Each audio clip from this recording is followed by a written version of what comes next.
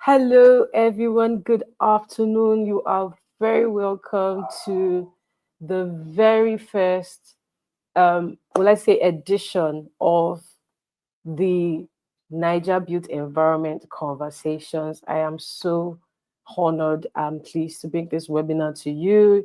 It's something that came off the top of the bat, but has grown to be such a welcome thing that we've thought through. Um, with me in the hall or in the studio is our two speakers. We're ready to go. Two is two, and we're so glad.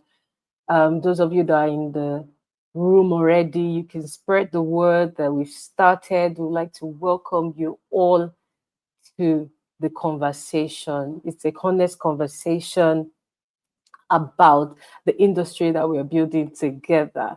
It's not just for us, it's bigger than any profession. It's not just about architects or just about quality surveyors or just about the engineers. It's about all of us. The built environment is bigger than any one profession. And these conversations is supposed to create a live industry discourse that brings together all the players in the industry, whether you're an architect, an engineer, QS, builder, PM, interior designer, even if you're a developer, even if you're our client, you're still part of the ecosystem. Town planners, all the professionals in the industry. We are going to be having some guests and from time to time, and we'll be having meaningful conversations about the realities, about the opportunities, and the future of the built environment in Nigeria and even on the continent of Africa as a whole. So this space is really a space for honest perspectives, practical insights, and conversations that go beyond professional boundaries. We'll be examining some of the challenges affecting our industry, and we'll be exploring emerging opportunities and ask these important questions about how we can work together to create greater value. Most importantly, this conversation is about collaboration, right? Collaboration between those of us in the industry and not just for ourselves, right? So we'd like to welcome all of you and thank everyone that registered to be here. Again, please spread the word. We are live. So with me again in the studio, like I said, is Tolu Olufemi. Tolupe Olufemi is a seasoned quantity surveyor. I've known Tolu for many years, and he'll be bringing a wealth of knowledge to the room. He's a registered quantity surveyor, as we know. He's also a fellow of the Royal, I don't know what the full meaning of RQS is, but I think it's similar to the RIBA.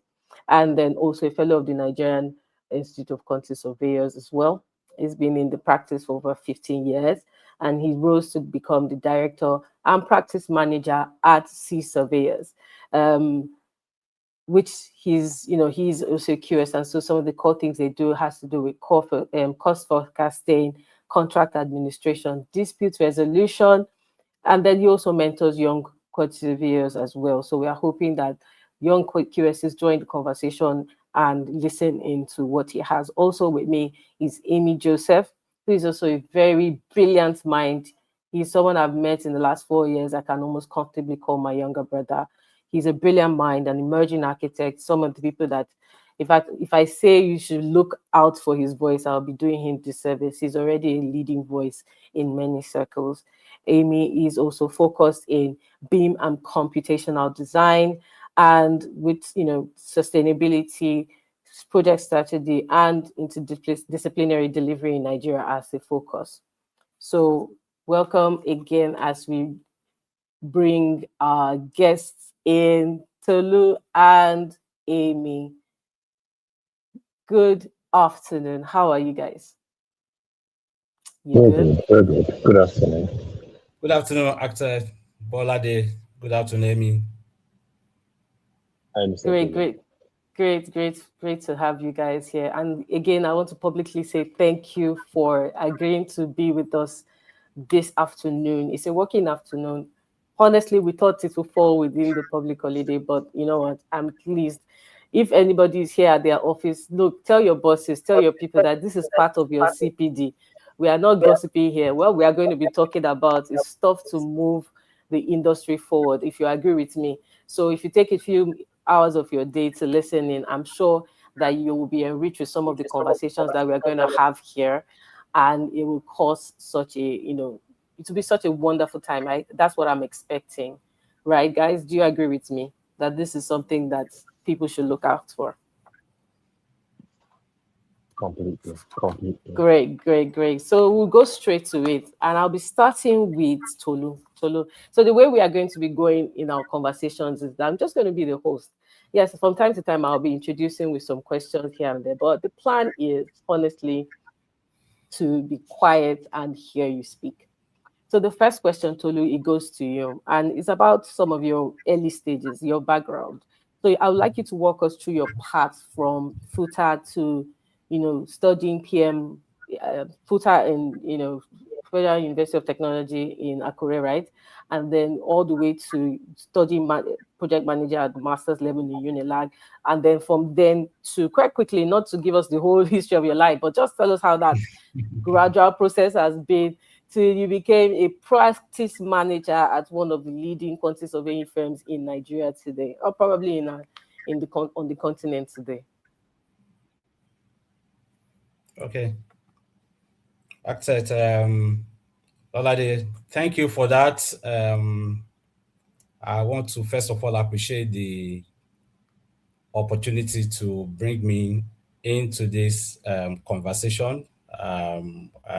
This is a very wonderful initiative that we hope will continue to shape how we discharge our services professionally. So that's just on the thankful note. I think you've done a bit of introduction, so I don't really need to go over what you said. So my name is Tolopo Olufemi, a graduate of Quantity Surveying Department from the Federal University of Technology, Akure, specifically in 2008. I would say, I wouldn't want to say it was an accidental quantity surveying because initially I thought I could be something else professionally. While at school, I would say I didn't really give it my best shot until an opportunity came for an industrial training. And I think it was in the course of the industrial training that I would say, I got to understand what quantity surveying really is all about. And that encounter alone is what translated into the man Tolu Lopo Olufemi is today. And Fantastic. I joined C Surveyors Limited as an intern. And after my graduation from school, I had the opportunity of being retained, and I've continued to work with them till now. In the course of my professional career, I saw the need to improve how we discharge our services to our end clients. And that necessitated the need for me to venture into studying project management at the University of Lagos. I would say the prestigious University of Lagos. So, and I finished that program successfully. I said that because I knew we were going to. Okay, so that was how program management came about. And of course, I wasn't informed by the need for just the title. It was actually informed by the need to enhance the service delivery because as quantity surveyors, I think one of our major strengths is how to manage projects. Because if you cannot manage your project effectively, it will be difficult to manage costs. So, and back how I got to where I am today, and still many miles to go. I would say the usual saying is it's the reward for hard work is more work. For hard work is more work. So I would I agree. say yes, we got to this point because of I would say the management recognized the inputs and the efforts, Right. Right. and it is that recognition that brought me this far, and I still believe that the best is yet to come. Awesome. because there are still a lot of opportunities, challenges ahead that we still need to be prepared to ensure we are able to meet on those needs. So I think Awesome. that will be all about Thank you. I think one of the Nigeria. most important things that you've said right now is the fact that, and I like that honesty. This is one of the things I like to let people know. It's not like everybody figures it out at the very beginning. Sometimes you just take the opportunity step by step and you begin to realize the importance of why you're doing this. But one of the unique things about these conversations that we're having is to give an idea to those that, within that stage you were in over 15 years ago, to understand that they could possibly be on the right track, and then also at the same time tell themselves that, okay, this is something that they can do as well. So Amy, I'll go straight to you. Right, you described your interest as going beyond buildings, and that's something that I unique.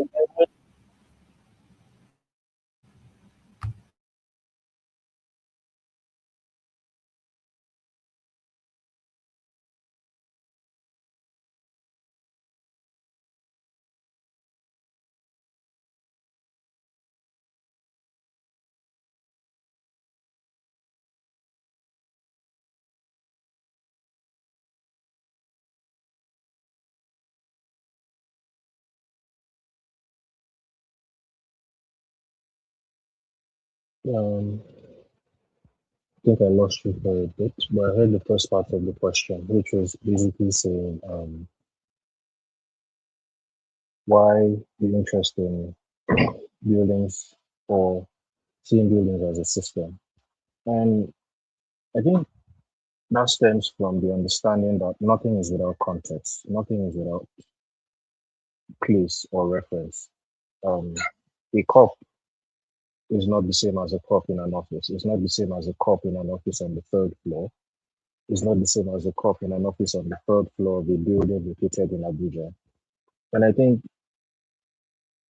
when you start to understand the different interrelationships or the different dimensions to a building or a project, you're able to extract more information from from that project, and then your ability to intervene is beyond producing a solution that was probably tailored towards the building in itself, right?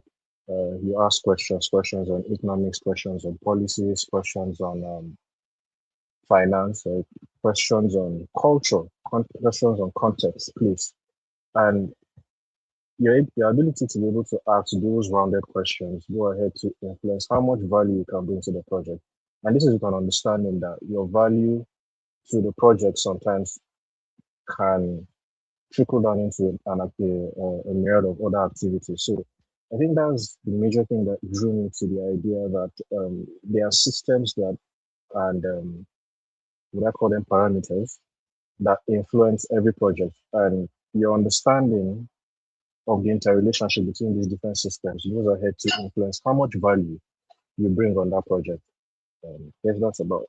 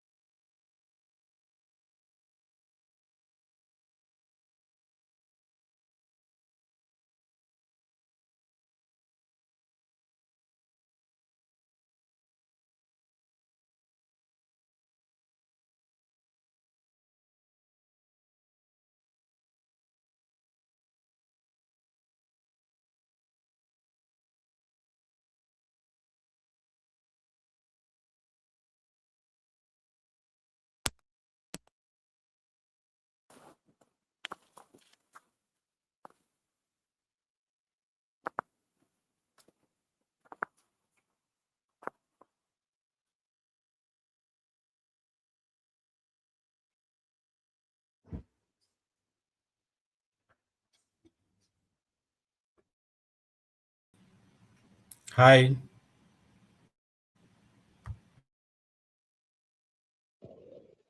Yeah, I think he's having a bit of issue I with mean, the I mean, can you hear Ololade? I can't. I can't either. I think there's something wrong with her audio. She's probably Okay. muted. No. Much Yeah, I better. can Yeah, hear you you're back. now. Sorry, I mean, Right. I Is it lost clear? you. I'm so Yeah. sorry. I think something happened.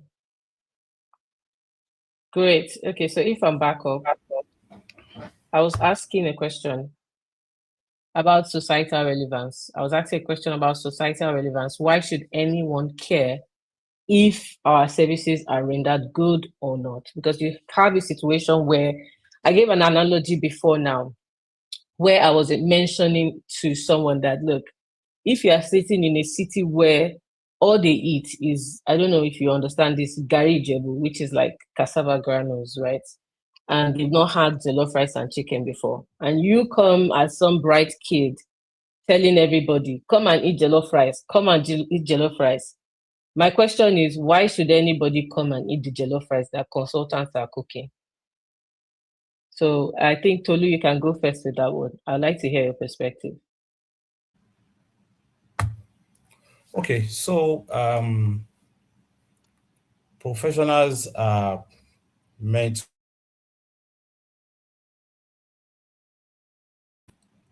they are meant to be advocating for project governance. And I think before you can actually get absolute follower or people to believe in what you do, you need to check what are you bringing to the table.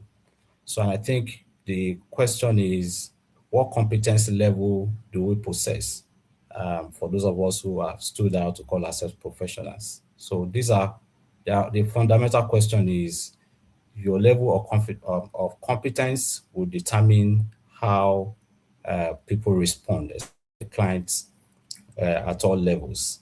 And then bringing my personal experience to bear, I think a number of clients, yes, there will be that willingness on their part to appreciate maybe the value or the quality of what you're bringing. But over time, when you are able to step into their shoes and that you understand their language, and when you back to the example you narrated, for you to get people to buy into what you do, you need to step into their shoes. They need to be able to, I mean, they need to be comfortable that yes, you understand their language. And I think that essentially is key for all professionals to understand that you need, because you have different clients, all kinds of clients, and the ability to be able to adjust to their needs is what I think is key.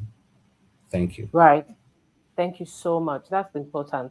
I personally believe that um, I personally believe that it's important, right? But I don't want to say anything yet. Amy, what do you think? Why should anybody outside eat jollof rice that our consultants are cooking?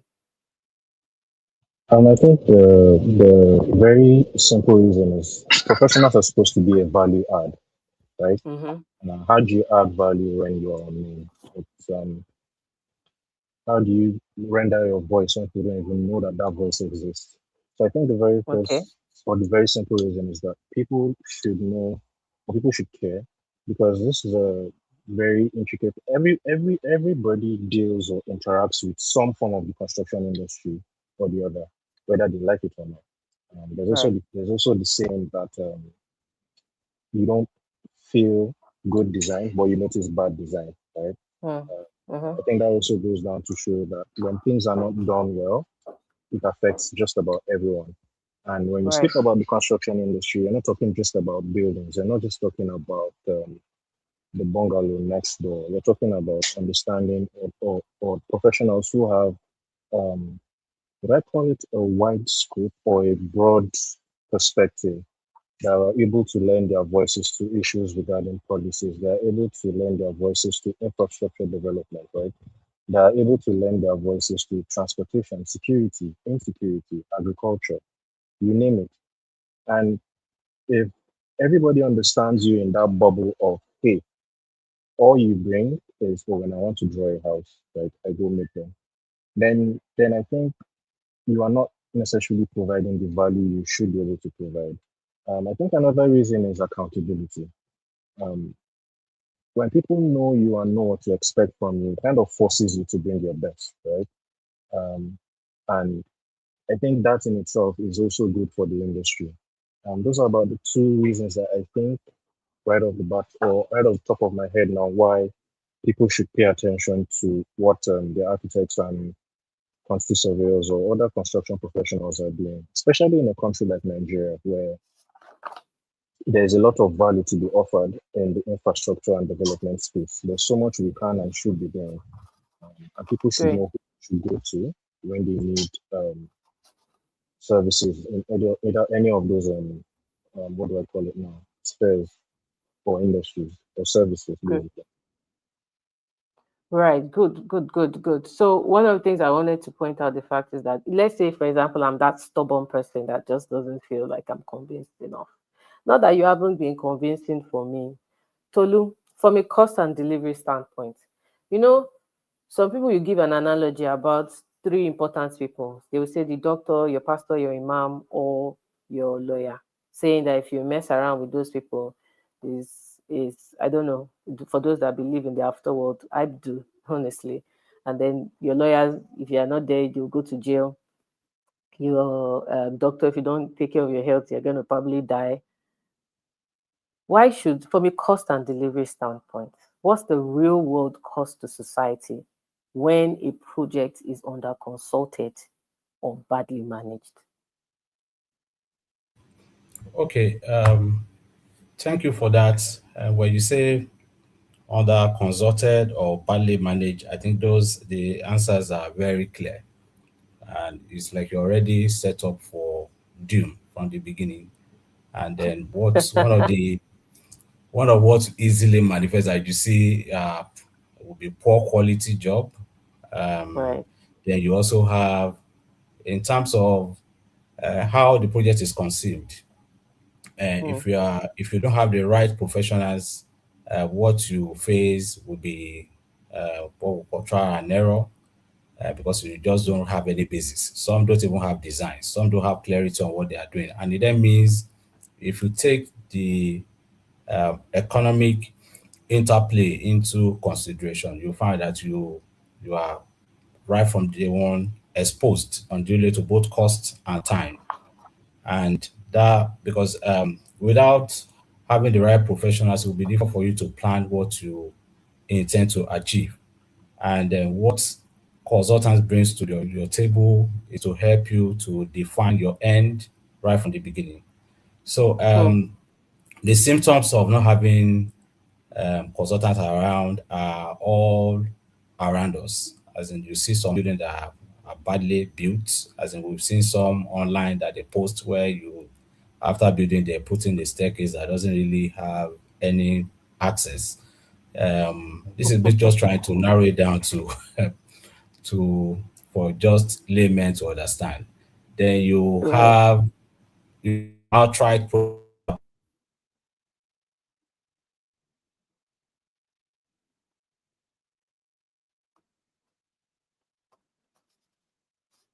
Right. positions are not properly aligned or defined, what Mm, you then have will be disputes, and right. that's where the legal practitioners benefit from. I know Just without disservice imagine. to them, yes. No, they are So doing their jobs. exactly. So the impact of not or the negative impact of not involving or professionals on your projects cannot is something that would no one can overemphasize. So you Over. stand to gain more, yes, by getting the right professionals involved at the early stage of your of any given projects at any level. Great. Great. Thank you. Great. Amy, so from a design standpoint, and I would like you to give, a voice for the, will I say, the architect and design community. So not just architects, interior designers. What does a well delivered building actually give back to the people that use or live near it? There's something I would like to say, not to answer the question for you, is that when a building isn't well done, you I think you even mentioned it, you tend to feel it. It doesn't, I feel like Nigerians are badly behaved people because they live in badly designed houses. I think that's something that somebody must do a PhD to prove, but I'm very sure that I'm correct about this. So you tell me, from a design and systems standpoint, what does a well delivered building actually give back to the people who use it or live near it? I think I would summarize it to, of course, to help facilitate answering the question. I'll summarize it to the three arms of sustainability. Economics. A well delivered building gives a proper return on investment in terms of finances. Correct. It operates the way it should, it doesn't cost more than it should. Um, um, and I think there's also the reward for the value of which you've given or you've put into the project. From a social standpoint, people are able to interact and make the best use of the building as they should. One thing we tend to underestimate is how much design influences behavior. Hmm. Your organization of how you put spaces, your organization, your how you organize spaces, how you organize elements, how the things you've considered while on the project in the design stages, while in the project during construction, while on the project, whether even it is that facility management was considered or not, Hmm. determines so many things. Are people going to have sick building syndrome? Am I going to have to be worrying about Right. flooding entering into my building? Right? Am I going to be worrying about issues like, things are falling or tiles are falling off the wall and then I don't know who to call or all of those issues?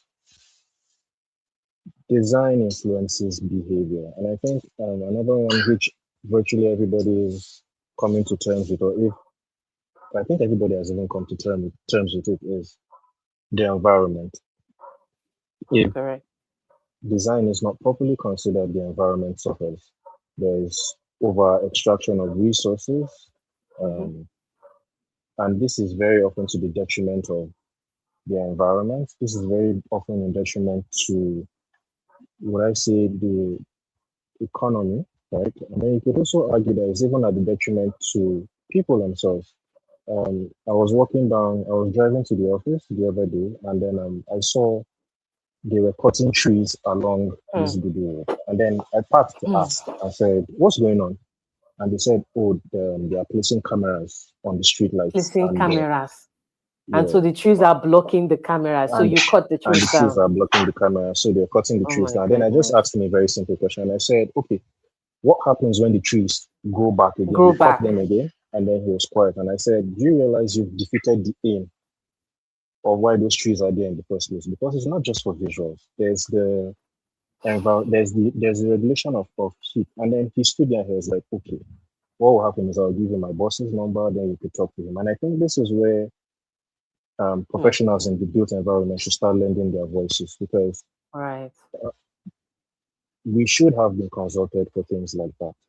We should be able to have a conversation and to say, oh, hey, don't do this, or try this approach instead. Because Hmm.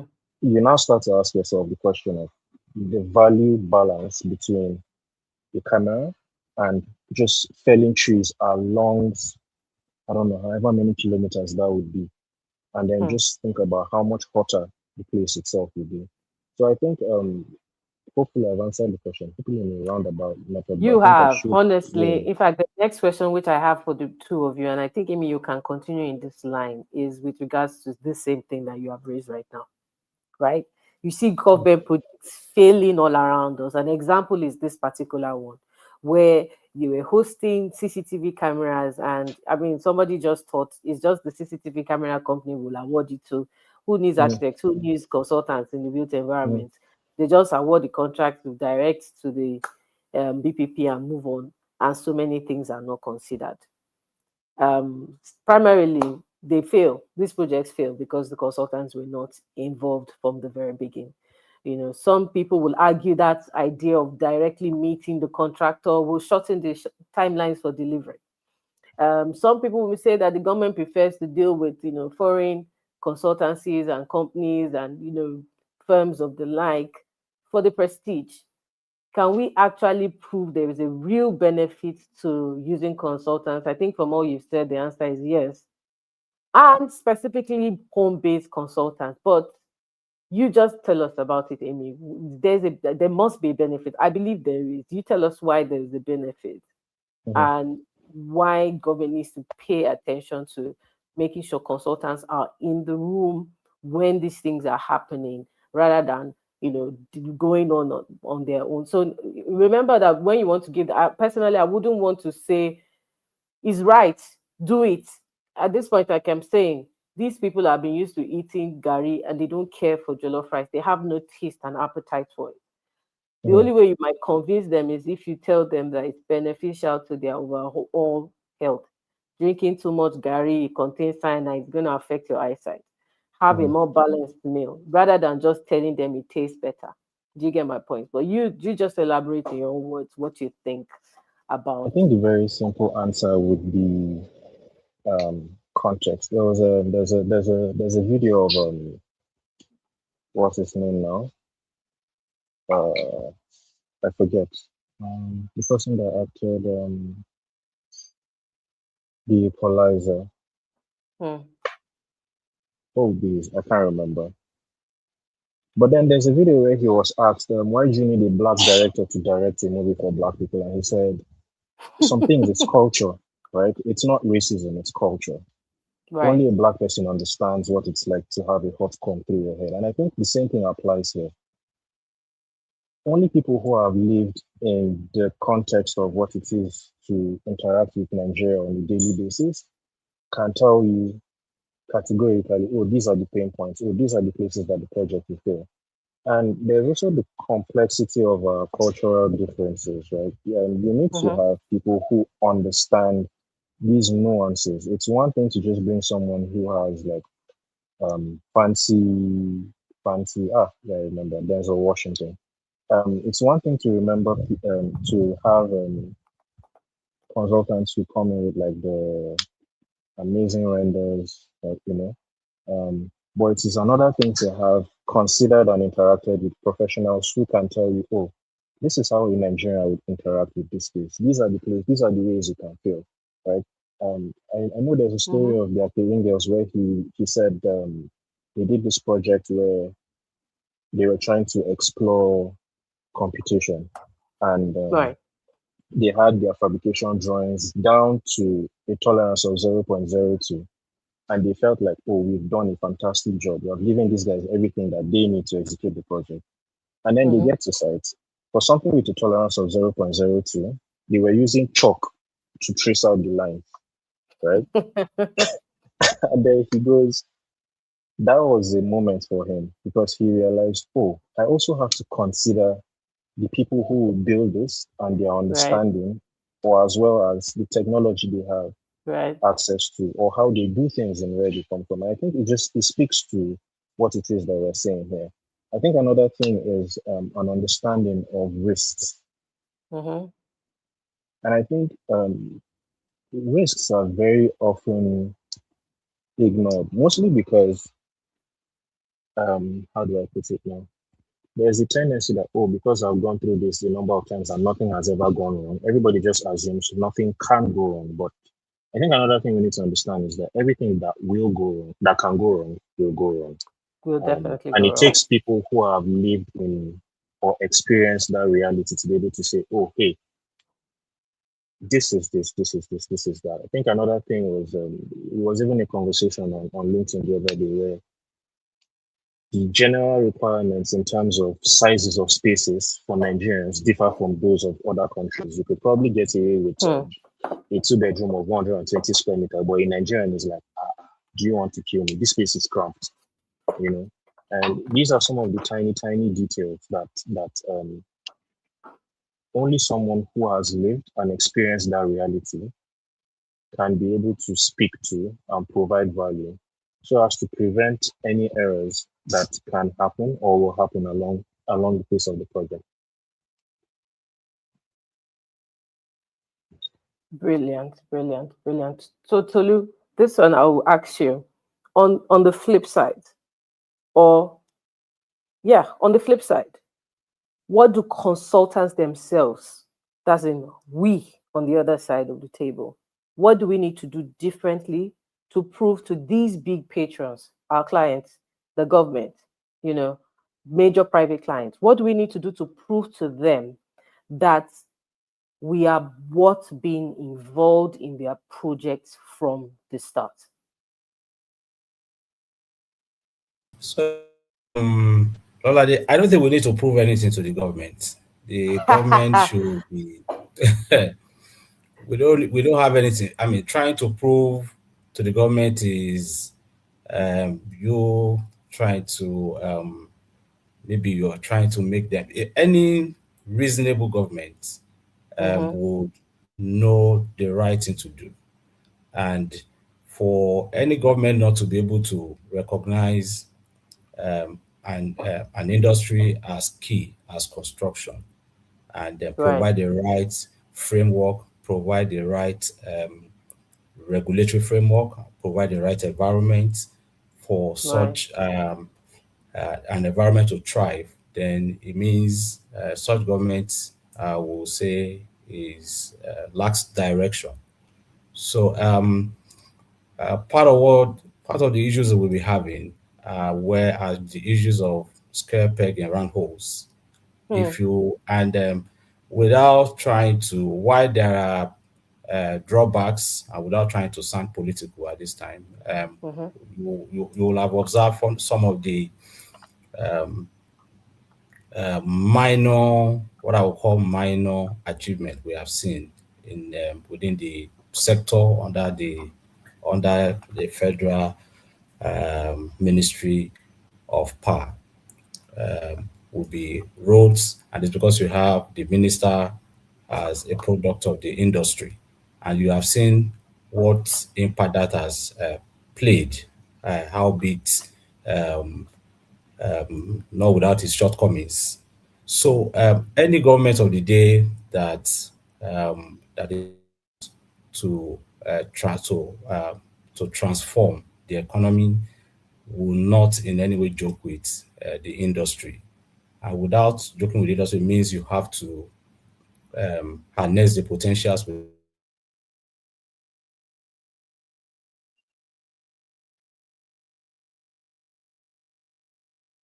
or federal level, year in, year out, will always be experiencing the usual one, building collapse. And this is when you have Hmm. building collapse that everybody Everybody's begins to at react. attention. So Hmm. the government are more reactive rather than being Right. proactive. So the as part of proactive measure is to make sure that government, I mean, professionals are involved at every stage of the project. There is no business putting a minister of works as somebody without any background in construction. So those key sectors needs to be properly administered, even within the legal framework. Before you say you Right. want to make any legislation that would govern the industry, there has to be that handshake or synergy with the industry professionals. So I think we can go all day, but like I said, the question is not us convincing or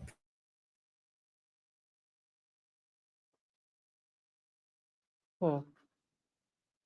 I think there's something interesting that you've mentioned, and that thing is really regarding the fact that we because there don't is need to be the hardly one. Yes, sorry.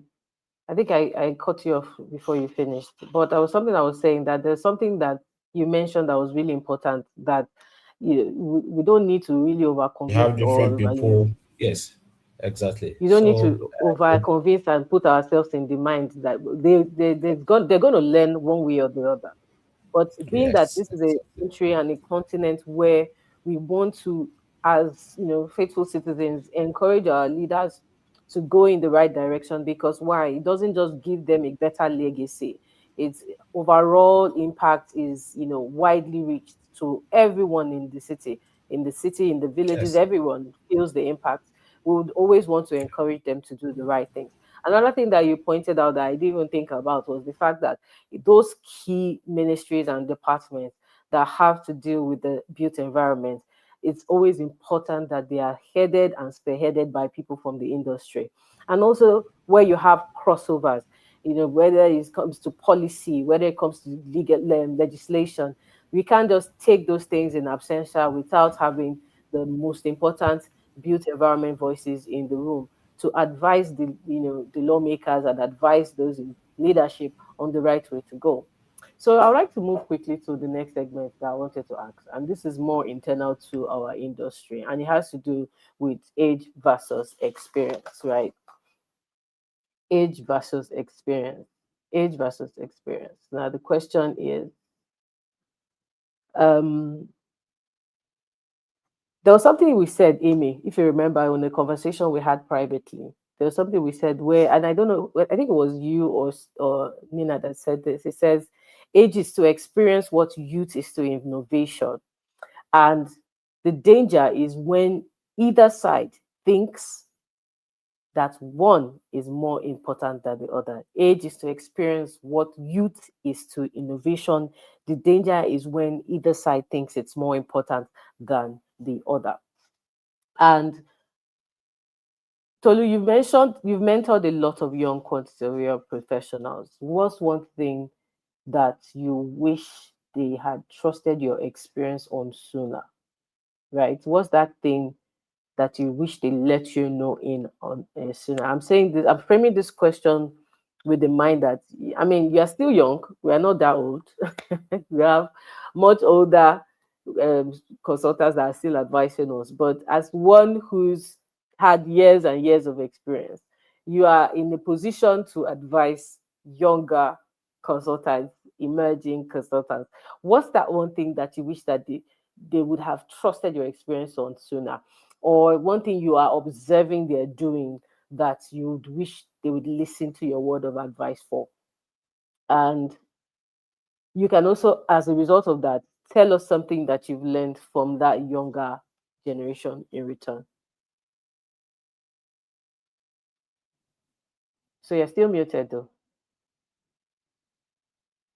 Okay, my advice, and this is not just advice; these are things we've observed or I've personally observed over time.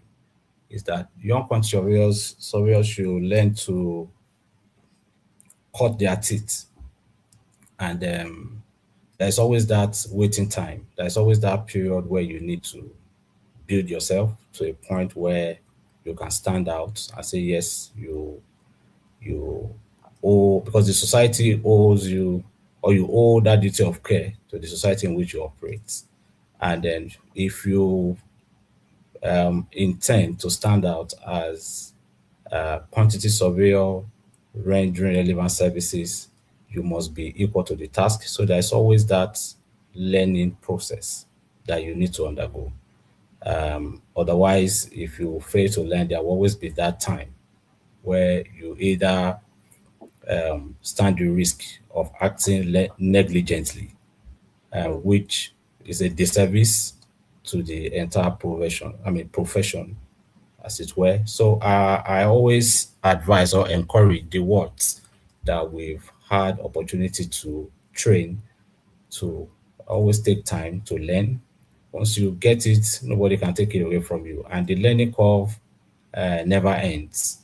But at least you understand the basics that mm, can help you to navigate. Of course, there are different areas of specialization even in the profession. Some can be on the consulting side, some can be in the on the contracting side. But whichever way, it is always better for you to cut your teeth, know your onions, be patient for, be patient till you know that you're properly and well groomed before you can now stand out there.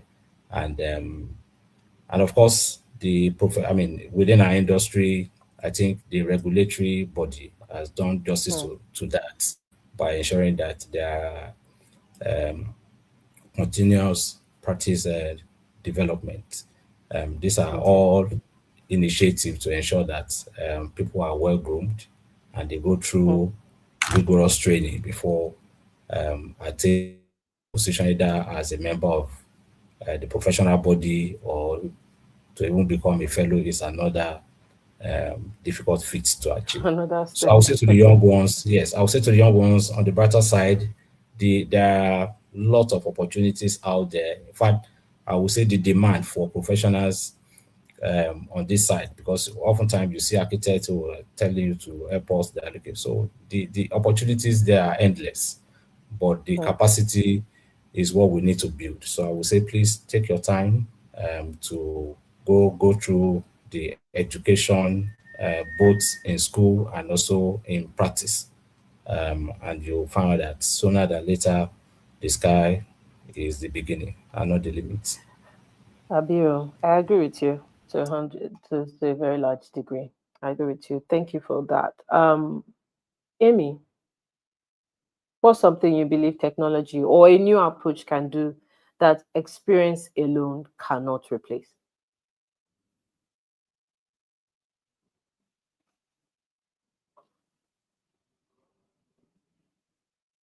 You're still muted.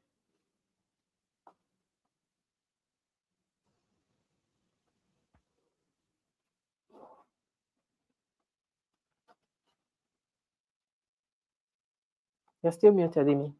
So I was saying that, right, got you. I think it should be fine now. So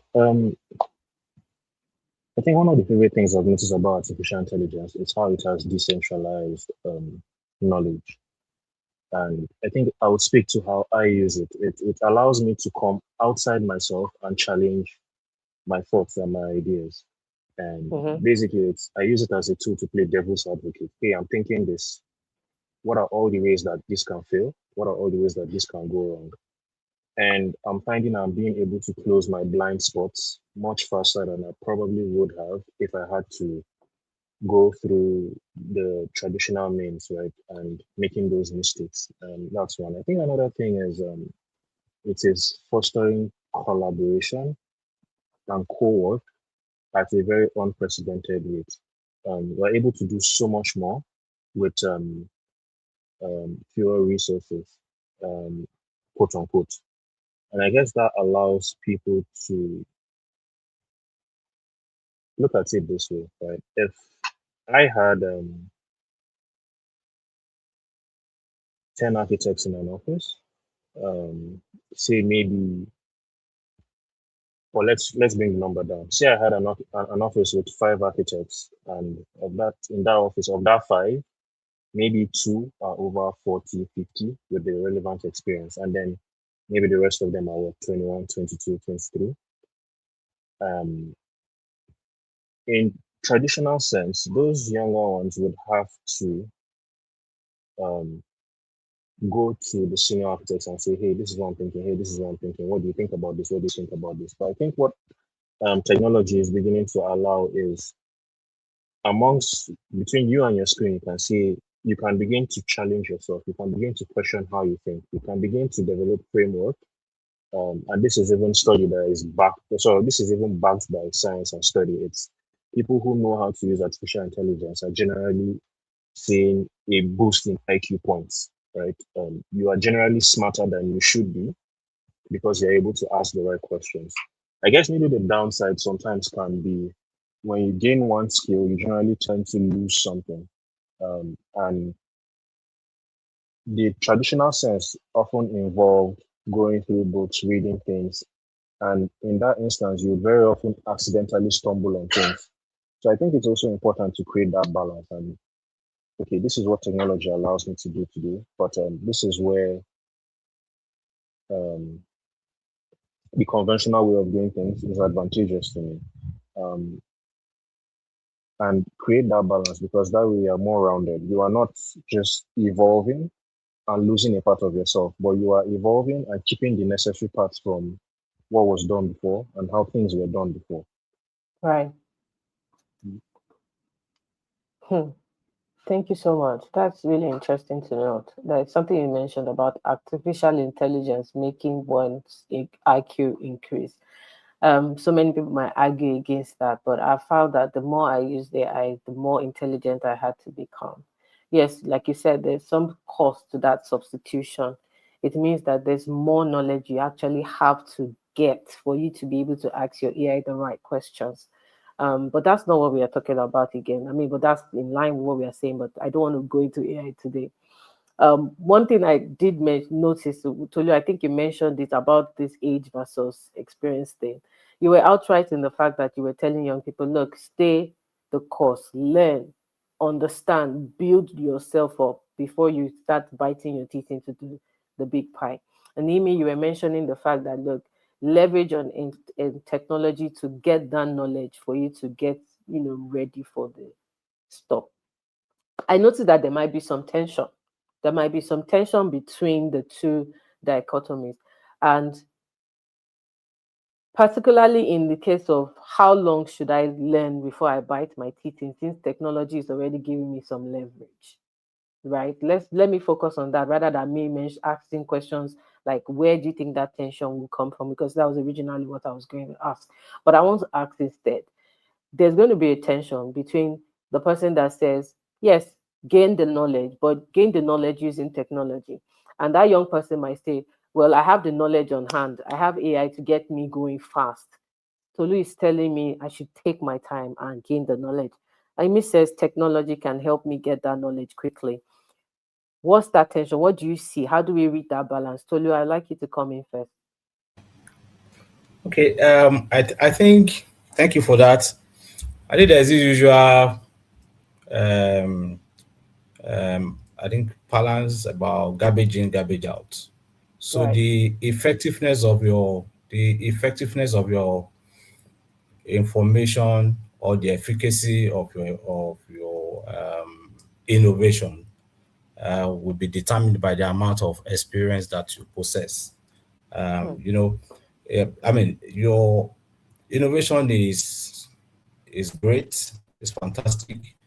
Um, but if an innovator is well versed, is experienced, so it's more like how it's just a function of the. I'm just trying to put it in a very relatable manner. Um, if you consider a warrior, for instance, a warrior who has been fighting for years, who has won so many battles, becomes adept in skills if he's able to have access to your Black Hawk, or maybe an advanced tool, because he's experienced. But you do not. But in the event that, okay, yes, you have the innovation, it can become, rather than being a tool, it could be a doom. Hmm. Because if you don't understand the fundamentals, the innovation might be wrongly applied. And we've seen court cases arriving from the advent of AIs, the chat GBT, when not properly deployed, and we've seen how that has created issues, even on contracts and arbitration and all that. So the experience cannot be downplayed, and even with the innovation. So I will still hinge on the side of um, getting the right experience. And of course, in this modern age and with the modern trend, there is no way you can survive without embracing the right technology. I think virtually, maybe in the last, I think well over 10 years, I think we've been advocating for beams, even in the industry. So I'm not sure if there is any practice in Nigeria that can survive without being technologically savvy. And most of the everything has become paperless, and we've gone beyond the paperless now, where we're going to the predictive tools like this. So I think all of that would help if you have the right experience of how to deploy those tools. Thank you.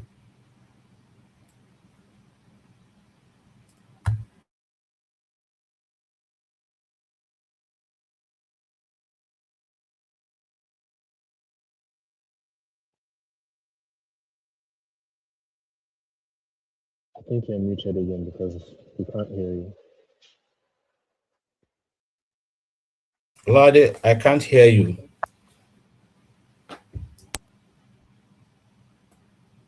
it looks like my mic had gone rogue again. Okay, I Right. can hear So you can you now. hear me now? So Yes. Yes, I Amy, can hear. I'll say something. So you see, maybe it's your Ori that caught me as I was yabbing you in the back end. I would say that Amy, feel free to speak freely. Speak freely because I know those that know you. They will say you're a very young man, but you're actually a grandpa at heart. But I want you to speak freely. I'd like you to speak freely. Don't feel Yes.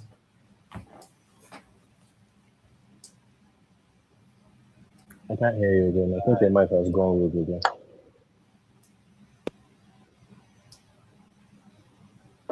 yeah. So I would say speak freely. Tell me what you think the younger.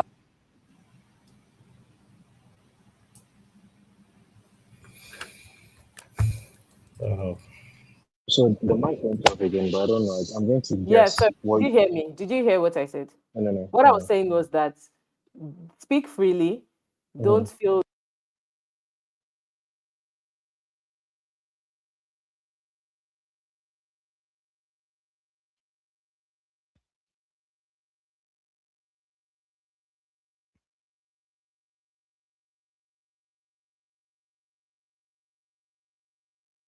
right. Okay, am I back up? Yep. okay, Lord, I I hope can you hear you can hear now. me. Great. So I was saying speak freely. Mhm. Don't be pressured to represent your demographic. Mhm. Speak freely as a grandpa or a young man, whichever one that you believe is correct. Now we are speaking on the side of younger people having technology. Mhm. Tolu has pointed out that regardless, speak experience still counts. What's your thoughts? What do you say to that? I think the answer to the question lies in the quote you mentioned at the beginning, right? Um, the mistake is for one to think it is more important than the other. And I Mm. think part of why there's the general tendency to say, oh, you're a grandpa, is because I spend a lot of time with old people or more experienced people. And I ask a lot of questions. And one thing I love is I saw a quote one time that said, if someone lives 80 years and he writes a book and you're able to read his book, you are able to leave his timeline and learn his life lessons without having to spend as much time as he has. And I think that's the beauty of experience. Experience is a shortcut. Um, and well, let me not say experience. I think that's a bit vague, but mentorship is the word I'm looking for. It's very important to have mentors who are seasoned, who have traveled the road you are traveling, right? And I think what then happens is you are able to use technology and their experience to supercharge your own trajectory. Um, I think I would probably argue and say I am generally more experienced than someone my age should be by virtue of where I work, by virtue of the conversations I'm exposed to, by virtue of the things I read. And all of this is a function of the person who holds my hands and says, oh, this is going on, read this, this is going on, do this. Right? I'm attending this meeting, come with me. I think there are some things that AI just won't teach. You have to be in Mm. the room. And that's why I love another quote that says, you don't learn how to swim by reading a book on swimming. You learn how to swim by getting into the pool to struggle. And Right. what happens is, if you're able to find people who have gone way ahead of you and you sit and learn under them, you find generally you shorten your path to what I call it mastery now. So I think my position is leverage technology, but be very curious. Um, find Mm. mentors, hold them, even to the point of being annoying, Mm. and get as Mm. much as Mm. you can. Because I think it would very often pay forward. Another thing I loved was I can't remember where I read it, but it was a book that said, or was it a social media post now? This was when I was still an undergrad, and it basically said something to the tune of, when it comes to experience, immediately after your undergrad, you have 1 year for which people have no expectations from you. After that 1 year, everybody just Correct. expects you to have a certain level of experience. And that 1 year clearly is your NYSC year. So during your Mm. NYSC, everybody is understanding when you don't know. Um, Past that point, you are just considered to be incompetent. Um, and I think what that taught me was, hey, the industry is not very forgiving, regardless of your age. Correct. So I think it's very important to take your education very seriously. And by doing the quickest way I think I know is take the best of both worlds. Use technology, right? Because very simply, there are times where I've done something with AI and then taking it at Pegmina, he's like, "Oh, have you considered this?" And then I'm like, "Oh, okay." Because at the end of the day, your prompt is only as good as how experienced you are. I think that answers the question. There's no room for saying one is more important than the other. It would be Absolutely. foolish to argue that. I think it's important to just a bit of another story. I remember something I won't forget. After Yokola was at the office sometime early this year, and he said, "Architecture is a profession that rewards experience and connection." And he said, "You do your first house, you have some experience in building a house. By the time you do your second, third, fourth, fifth house, then you can now say, okay, he's experienced in houses. Then you now have to move on to say, okay, you do your first hotel, right? You do your Mm. second, third, fourth, fifth hotel. You can now say, oh, he's experienced in doing hotels. You do your first airport, second, third, fourth, fifth airport. You can then say he's experienced at designing airports. Like he said, in saying all of these things, it's very easy for you to misunderstand that the smallest of all of these is the house. And unless you're Right. doing prefabricated housing, this should take you at least 1 year. So by the time you're doing 5 houses, that's 5 years, right? Mm. And you need to get to a point where you just put your head down, ignore the timeline, and just say, hey, I'm going to learn as much as I can and just commit to long term mastery. And that is the only way that you become um, exceptional. I think in more recent times, there's the fantasy of the Angels who became a star at 33, right? But Right. uh, the standard he's an outlier. I think that's just the only way to put it. Generally, architecture is an old man's profession. But with AI and I would say with technology and with the experience of people who have traveled your path, I think you can shorten that period and then have more of such type of outliers. I agree with you. I think one of the most interesting things I've found, and this is from me personally, if you take architecture as something that you can practice in different degrees in terms of volume, or even not just architecture, anything in the built environment, if you take it in terms of volume, you find that you can practice architecture while you're designing a boys' quarter, while you're designing let me not even look at a proper building. Let's say like December is coming, there are going to be a lot of trade fairs coming up, fairs and if you practice architecture in terms of event design and set design for some theatrical release coming up in the holidays, if you practice it from that level, and then you can be able to scale up with time. Definitely, I believe 100% that experience always adds to it. It just adds to it in the sense that there's so many things that you can't learn unless you have gone through it. So there's the place for experience, but in also as the experience is going, it's not just experience as you're aging year after year. Experience is as you are clocking projects in, right? Not necessarily just as you are growing older, because you could just grow older and then what have you been involved in? What have you been doing? And it's not necessarily talking about, oh, how many buildings have I built or how many. No, when you didn't have a building to build, what did you apply that knowledge to do?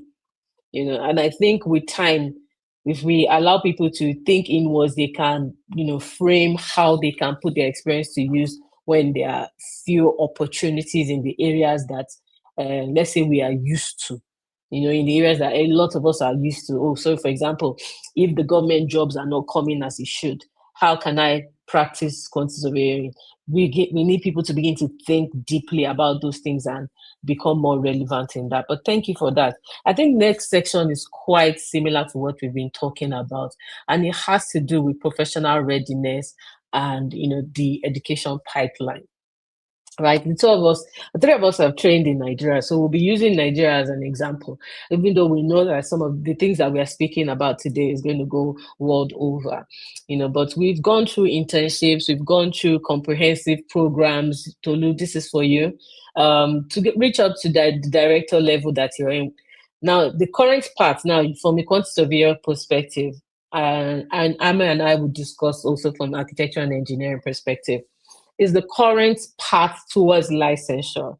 Do you think it's realistic in 2026? Okay, talking from quantity surveying perspective, I think yes. There have been, quantity surveying on like architecture is something that I would say is becoming more pronounced. People are getting to really understand the value that quantity surveyors bring to the table. Because as a quantity surveyor, you know virtually everything about anything. And the founding fathers, thankfully, have done a lot of justice to how people attain, either you as a private, either you're in private practice, either you're in government, either you're in contracting. Like I said, there are different areas where people can, areas of the sector where quantity surveyors can fit in. And but one unifying body, which is the Nigerian Institute of Quantity Surveyors, have constantly been doing their best in organizing programs, sometimes conferences, to ensure that people, that regardless of where you belong, that you still, that there is a rule that guides the conduct. And we still have our ethics, we still have our conduct, and all these things are done to ensure that a quantity surveyor in Ebonyi is guided by the ethics that operates in Lagos and anywhere in Nigeria. Yes. So I would say yes, that model is still very much relevant. And of course, we also have the Quantity Surveyors Registration Board of Nigeria, which is the QSRBN, so who also enforces the practice of quantity surveyors in Nigeria. So I would say yes, that I still, and before you attain a particular position, I want to appreciate your recognition of the my fellow. Great.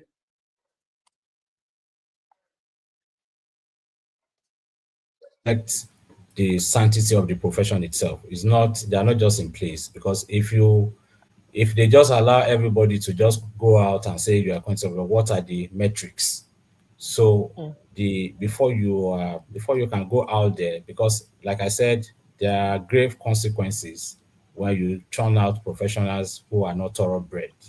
And one thing that the institute has done is to make sure that at least that they put some requirements in place.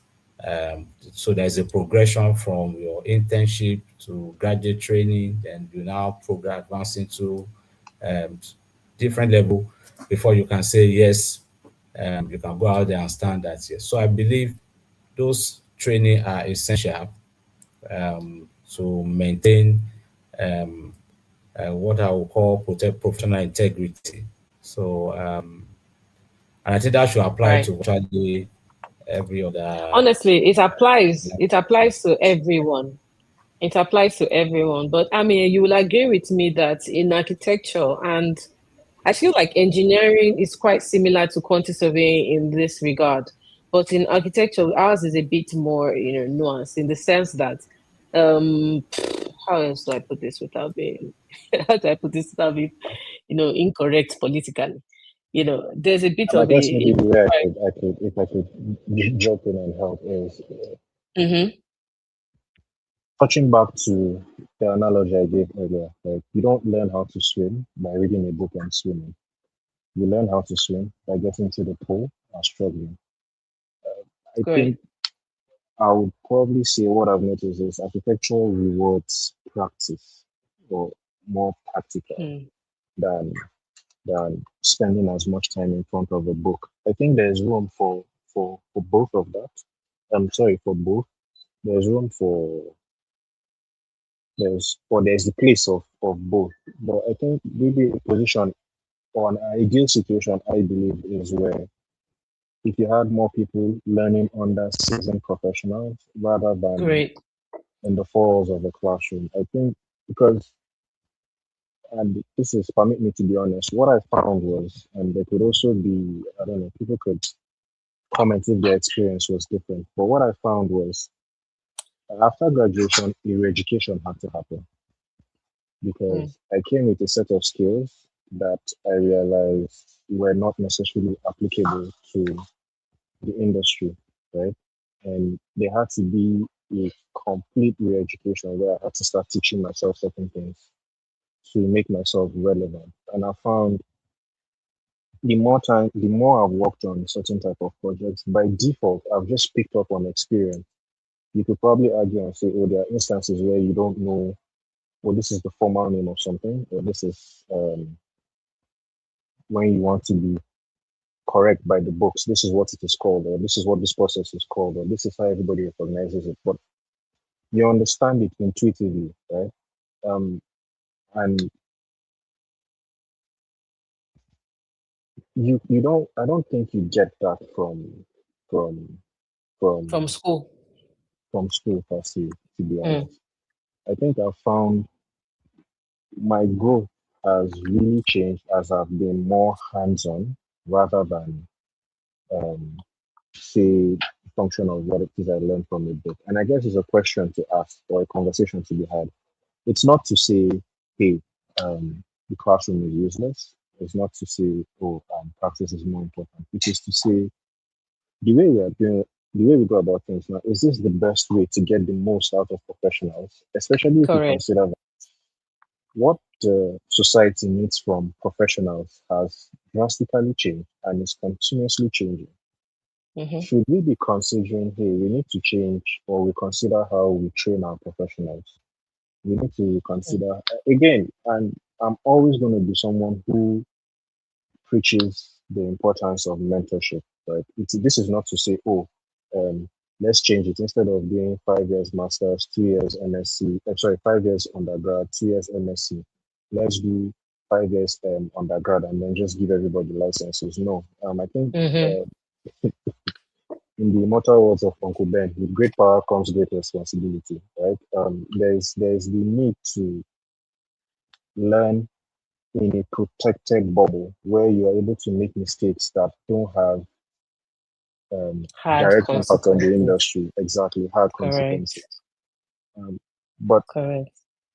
can we say, oh, instead of 5 years BSc, MSc, NYSC, we're saying, okay, let's look at all of that. What is really, really essential? What does this Mm. professional need to be valuable to society?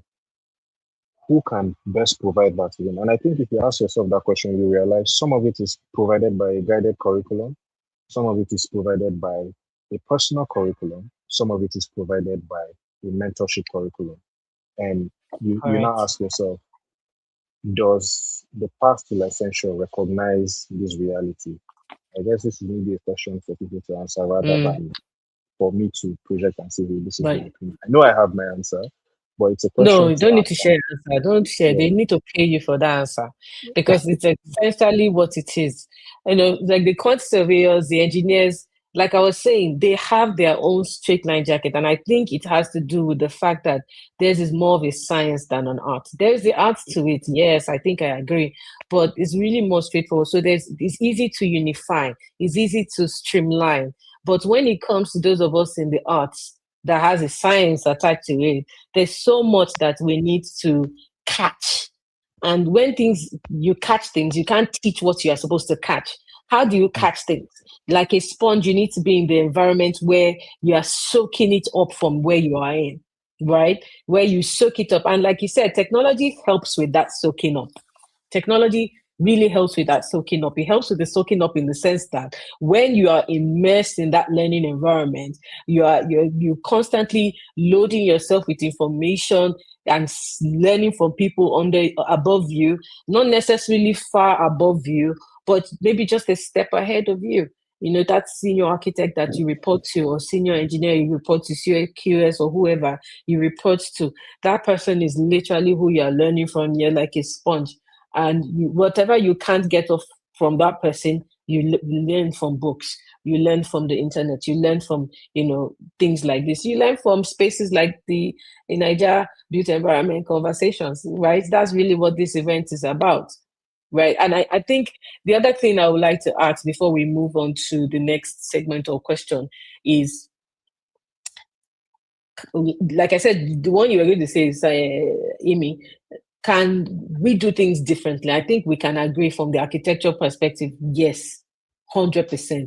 And from what Tolu has said earlier, he said that, yes, they are already online and they're already making steps towards that. And I must give it to the quantity surveyors. They are moving wildly. They are the ones shaking into the rooms. They are able to get the ear of our clients so easily because they talk money. And in fact, some of the most intelligent quantity surveyors are moving in the area of project management in such a energetic way that instead of architects to wise up, we are there busy complaining. Because why? They understand things like budget, time, and quality, which are really three key things in delivering a good project. So because of that, they end up being very good at project management. Does that mean an architect is not good at project management? No. It means that you need to spend enough time understanding those things for you to sit in the room and get the ear of your client. But I want to quickly move on to the next thing about fees. I was going to talk about licensing and all that, but I think we've talked a lot about it before, and we've established that, look, you need to take time, build yourself up. No need for extracurricular practice arrangements. There's no need for all that. Get in, learn, and then deliver, because this is a profession that demands a lot from us. So rather than rushing to just say I'm doing practicing where I'm not supposed to be practicing, or calling myself a practicing architect when I'm not, I think you should work towards getting licensed. I think it's up to us. So was there any real benefit to being licensed? Before I move to the fee question, Amy, you're not licensed yet, and I'm not ashamed to tell that. I think it's something that people should be impressed about, because not being licensed, that doesn't mean that you are stupid. It means that you are in the direction towards getting licensed. Tolu is a fellow of the Nigerian Institute of Quantity Surveyors, so he's also a licensed QS.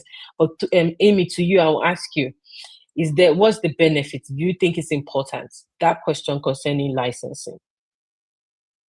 I think I could argue a yes for it, right? But important to what extent, I think, is the question we should ask. Because if you don't know why, you don't know the reason for which something is to be protected. And it is because of the fundamental reason that architecture, or what I say even the AEC entirely, is high risk, and could I probably argue and say volatile. You want to be sure that the people who are running the affairs of that institute or that industry are people who have been tested and tried to and found to be what's the word now, licensed, right, to do so. And there's something that Chris Rock said there are some jobs you can be terrible in this world, but there are some jobs you can't afford. You can't to take that risk. You can't afford a terrible pilot. You can't afford a terrible police officer. I You can't agree. afford, and the same thing drives down to the AEC. You don't run Everybody the in risk our of, industry, I'm telling you. you don't want to run the risk of just about everyone um, um, taking on projects. I think in a country where our grandparents were very DIY, they built their mud houses, right? They built their compounds. How do you prove to, because again, remember in the beginning we spoke about the place of culture. and tradition. How do you? I remember someone reached out, and he said, "Oh, um, he wanted to do something, and he went to a professional, and they were charging him plenty money. And he told his dad, and his dad was like, maybe me build my house. You don't need a professional. You just need to have reinforcement at the bottom, reinforcement at the top. Right. When you're doing your beam and to hold, you find that you're in such a reality, right? Um, I think there might be the question of how much should be regulated. Is Mm, there room for DIY? If there's room for DIY, should it be monitored, unmonitored, right? mm, I think those are questions to ask. But short answer, is there the place of regulation and is there the importance of licensure? Very much so. I think it mm. it, it, it proves that hey, this person is standing on very, very solid what I call it foundation, right? Yeah. But I think there's also the place of not making the mistake of thinking licensure equals competency, Competence. especially competence in the context of hey, this is what the industry needs. So I guess it's a double-edged sword. It's not just a pass to say, oh, yeah, I have pass, oh, allow me in. It's Mm, okay. This person has a pass. Can we query um what do I call it? How do I put it here? Can we query or put this pass to the test and the person will pass? And I think it's very important because as much as we want to leave room for a bit of DIY, we shouldn't create a culture where just about anybody can do just about anything because by default it weakens the institution in itself. So I right. guess the conversation is more of questions to be had to see, oh, okay, where can we optimize? Where can we tweak? What needs to change and what needs to Mm-hmm. happen? I think that's something that needs to happen internally at our institute and regulator level, if you agree with me. Tolu, I wanted to ask you a question. As fellows, I'm sure there must be an importance to being licensed. It's not about eating food first when we go for our luncheons and events. You will agree with me. You tell me from a contracts and liability standpoint, what exactly goes wrong when unlicensed and underqualified practitioners get involved in projects? You're still Okay. muted. Okay, yeah, I can hear you now. Corey. So licensing for me, like I said, um, you can't just have a society where everybody is lawless and everybody just comes out and Mm, tells you, "Oh, I'm this." So licensing, and we need to understand that there is a process. The bodies don't just wake up and just pick up someone and say this person is licensed. There are requirements, mm-hmm. and part of the requirement is the license is just for is I mean the it's I mean the body uh, is putting themselves. I mean there is a liability on behalf of the body for issuing any Right. professional license. So license for me is just a way of regulating or protecting the identity and the sanctity of institutions, not just professional bodies alone. Because it's just like a law. Without law, there will be no consequences. There will be no maybe offenses. So Mm-hmm. the license is just to um, define that okay, this person has been certified. It's just the same way you have your certificate when you go to school. So that's what licenses does for you. So I will be very, I will throw my support behind that. It could come in what other names, but of course, I will be an advocate that there should be I mean, a restriction. There should be Right. something that regulates. You understand that? So if you're talking, and that's why even for clients as well, you a Mm-hmm. request for your PI, that professional indemnity, because for a client to Correct. say they are holding you in trust, um, it's like somebody just picks you up and say, "Please come help me to design an aviation," for instance. I don't think anybody will just wake up on the strength of okay, because you're a graduate of architecture I know I've invested so much in you. Then the moment you're graduated, you can use your either Power BI, or you can use any of the recent softwares. And on that strength, they just throw you to video one design, aviation, and then everybody runs. I think um, that would be suicidal.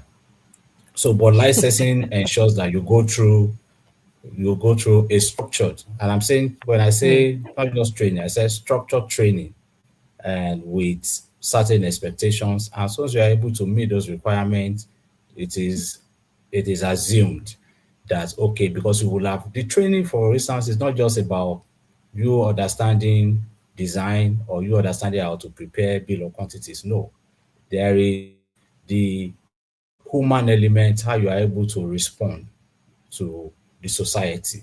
There is that duty of care that just goes beyond your academic learning.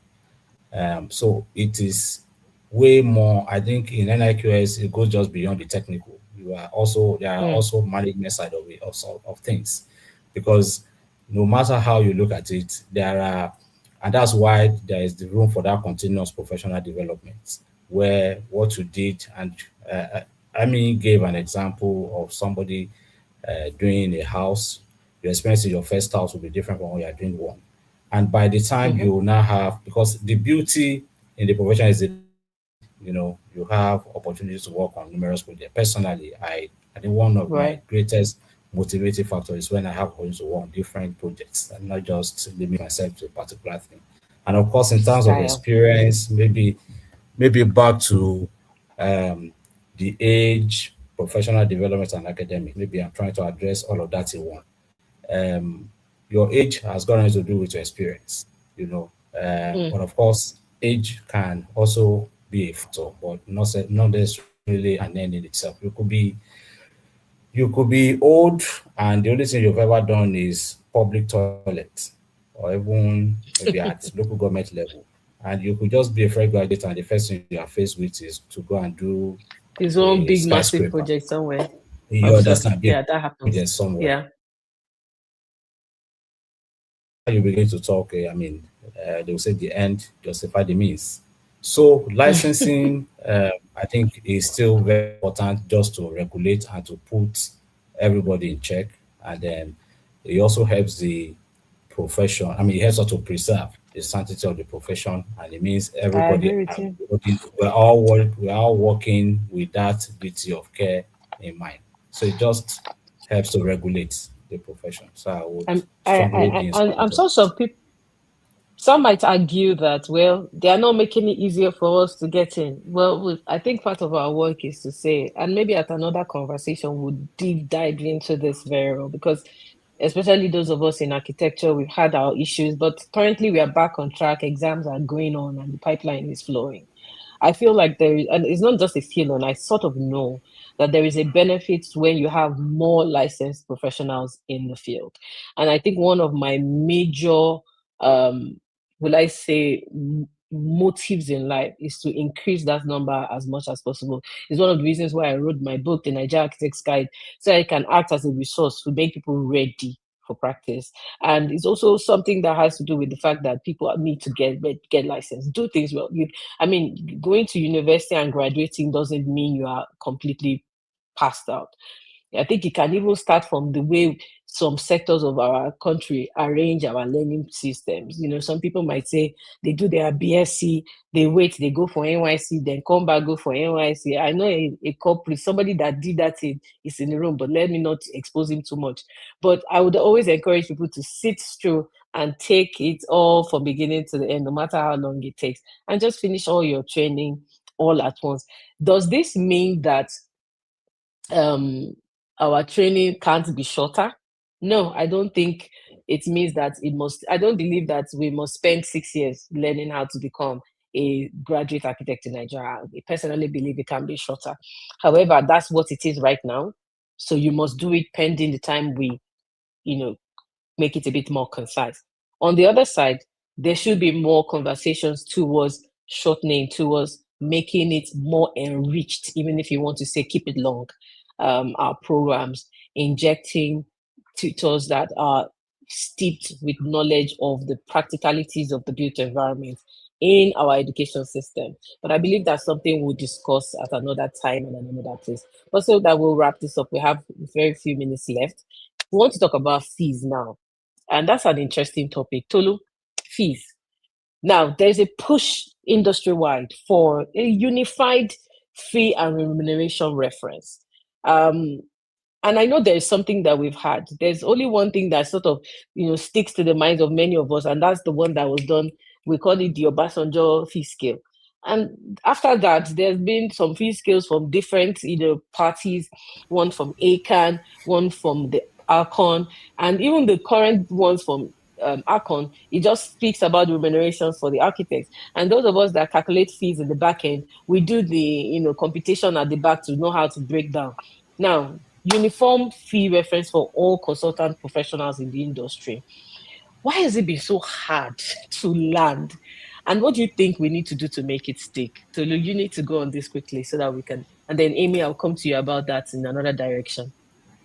Okay, for me, when you say unified fee, what makes it unified? So when What I are say the unified fees, what I mean by I unified understand. fees, let me No, just no, clarify. I understand. I understand. I Not that understand we what are you, I collecting understand the what you same thing, said. but No, we all no, agree I and know what understand. we take. Yeah. I agree. Yes, I understand. I mean, apart from the 1996 scale of fees, I think every other one there have been different versions by different professionals. For me, I know even with RICS, that's the Royal Institute of Chartered Surveyors in the UK, they've had to just sort of back out and allow professionals to determine what they get. So, and I guess in Nigeria, the reality is we need to come together. I mean, as professionals, not just architects determining what engineers should earn, or an engineer determining what an architect should earn, or maybe a QS and all of that. So we all have to come together and be realistic.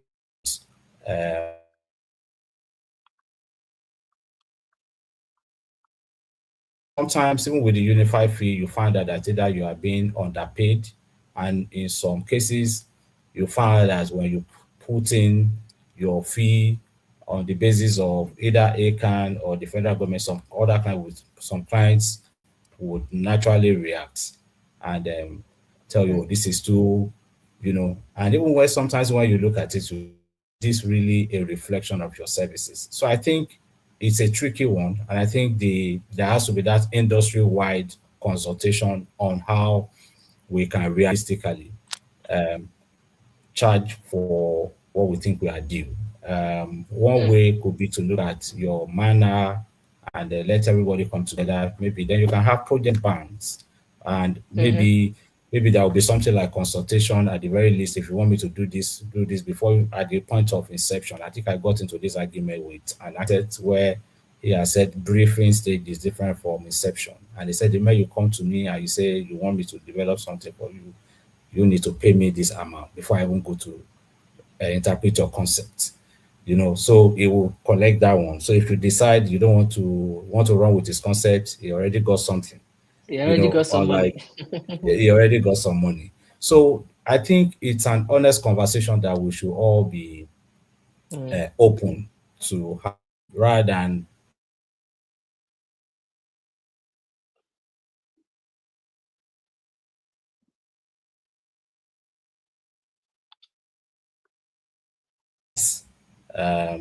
for a wider consultation. But I believe Right.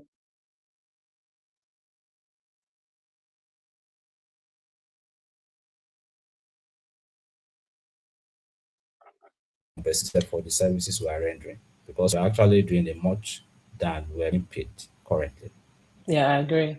Honestly, I agree. And I feel like this is also another conversation that we should have in a much more depth. In fact, this is something I'm going to note for the next series of conversation. We might deep dive into fees. But Amy, this thing now, as you've ended now, you can see that the question between these two fellows now, we've talked about fees and we haven't yet figured out the solution to the problem. It presents a situation to you. There is an uncertainty about fees. Now, how do you think this uncertainty affects younger professionals and younger practitioners, specifically when they are also trying to price the work they are doing? Because we cannot act like as if you are not working and you are not getting paid for the work you are doing. So if the big boys and big girls are finding it hard to get their, pricing right, how do you think is affecting you? And what kind of thing can you teach us? Who knows? Maybe the solution will come from your end.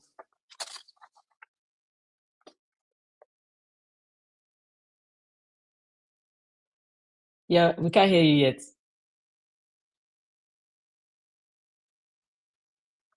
Right. Sorry about that. I said fees are a very interesting topic, right? And interestingly, I've learned a lot about pricing work from someone who is not even an architect than I have from the profession in itself.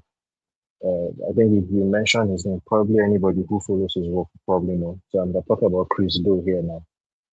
The Right. easiest way this affects the young professionals is, I'll give an example. I have a friend who is a developer, and he showed me the fees for which a studio charged for to deliver professional services, right?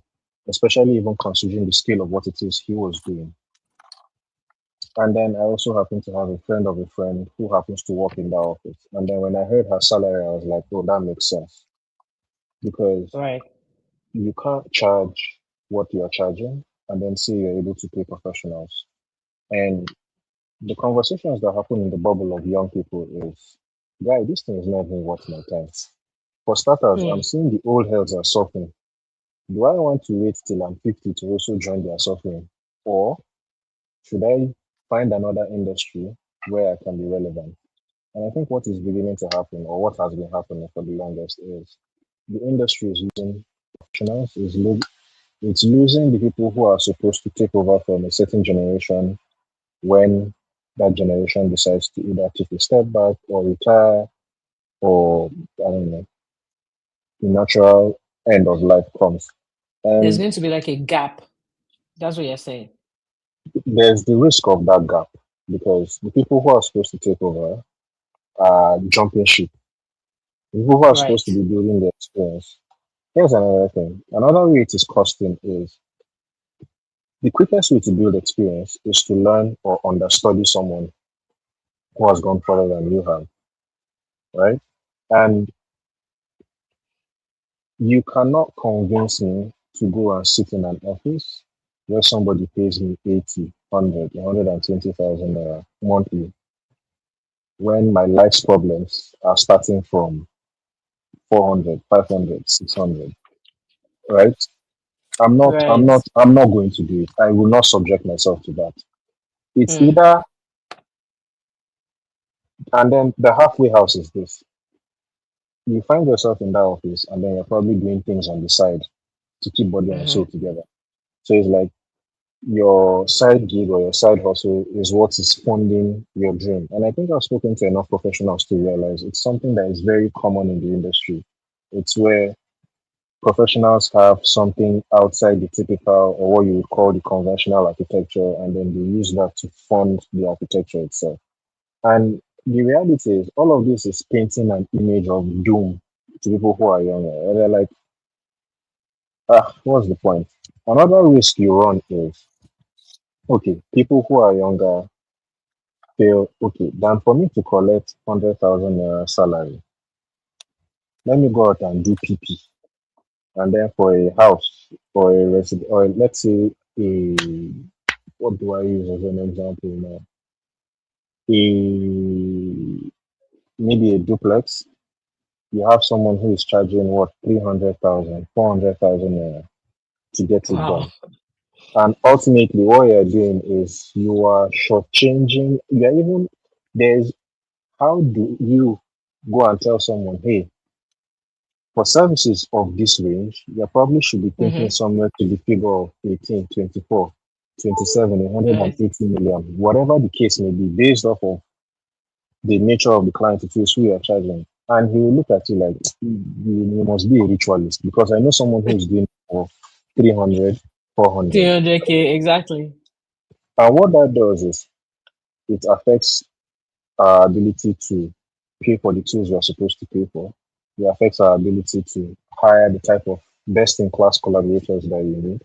It affects our ability to even be able to just quality of life. I should be able to go out and everybody is hyping you architect. Yay! And you know your pocket is not very architectural, right? You just collect hype and you're struggling to make ends meet. And there should be that, oh, I can focus on architecture and I know that whatever money it is I make takes care of my needs. That confidence isn't there, right? And then this also leaves room or opens the room for quackery, right?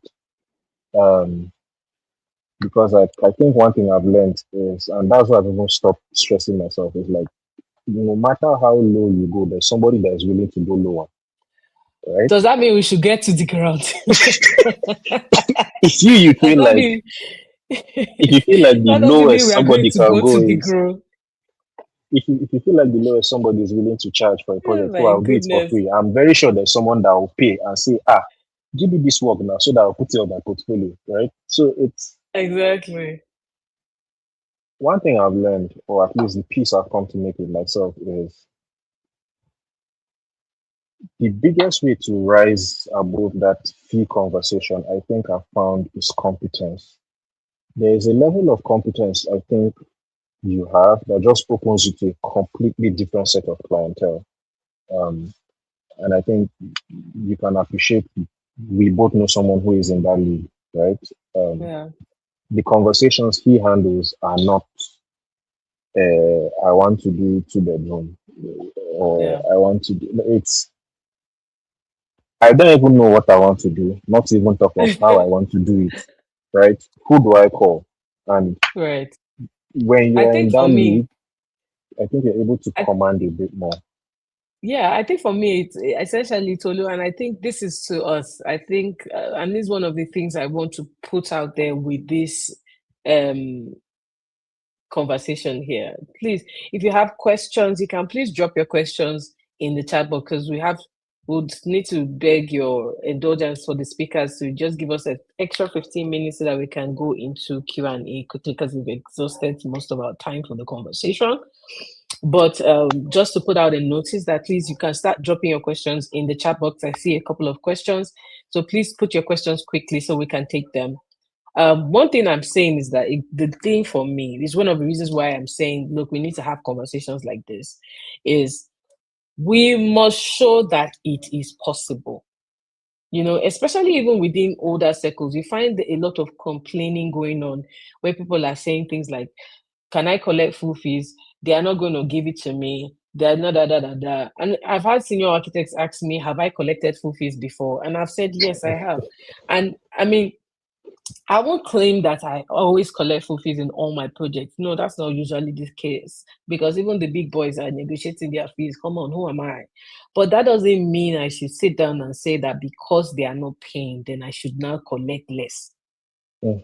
Let what is true be true, and let what is a lie be a lie. And I think it is for us, those of us that are in the middle, because I always categorize us as three different categories. Those that are way older, that are about to retire, those of us that have emerged into leadership, like myself and Tolu Lokwe, and then these people like Imi that are, leading voices in the younger demographic. I would say to those of us that are in the middle, we need to prove that this industry can sustain itself, no matter how difficult it is. The more we spend time complaining and talking about how difficult it is, how hard the industry is, the more we spend time having those kind of conversations, the less time we are giving towards thinking about what can be done.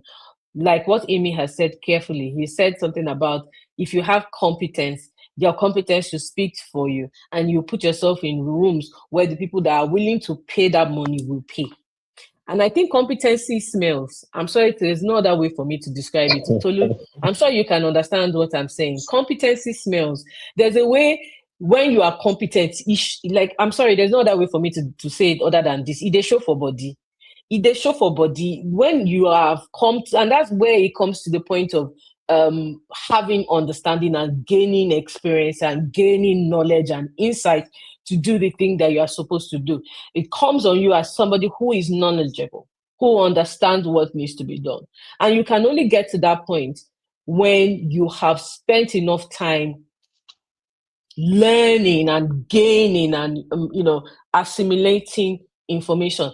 Some of that learning is not just learning for your head, that learning is also learning for your mind, from your aura, from how you walk, how you talk. I mean, I and Tolu have sat in meetings before. When Tolu enters the room, he commands the room now. They can't tell him nonsense in that meeting. Never. And he's usually very quiet. So let me expose this fellow. He's quiet, but when the mic gets to him like this, everybody listens. That one, they can't teach you that kind of side stuff. Sorry for my friends, so they can't teach you that That's what stuff. that's what they compliment though. It's not, it's the truth. I have to say it. They can't teach you that stuff on the internet. You can't learn that from the internet. I mean, you might try. What you learn that from hanging around people like you. And so the only way to be able to have people like that learn from you is if you have the kind of projects that you'll be able to hire the kind of staff that can follow you, and they can learn when they are watching you on the job. You agree with me, right? Just like you also learn from Mr. Sam as well.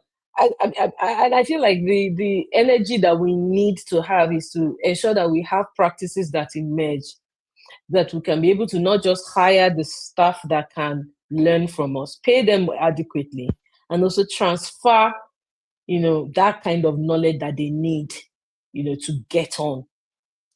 Tolu?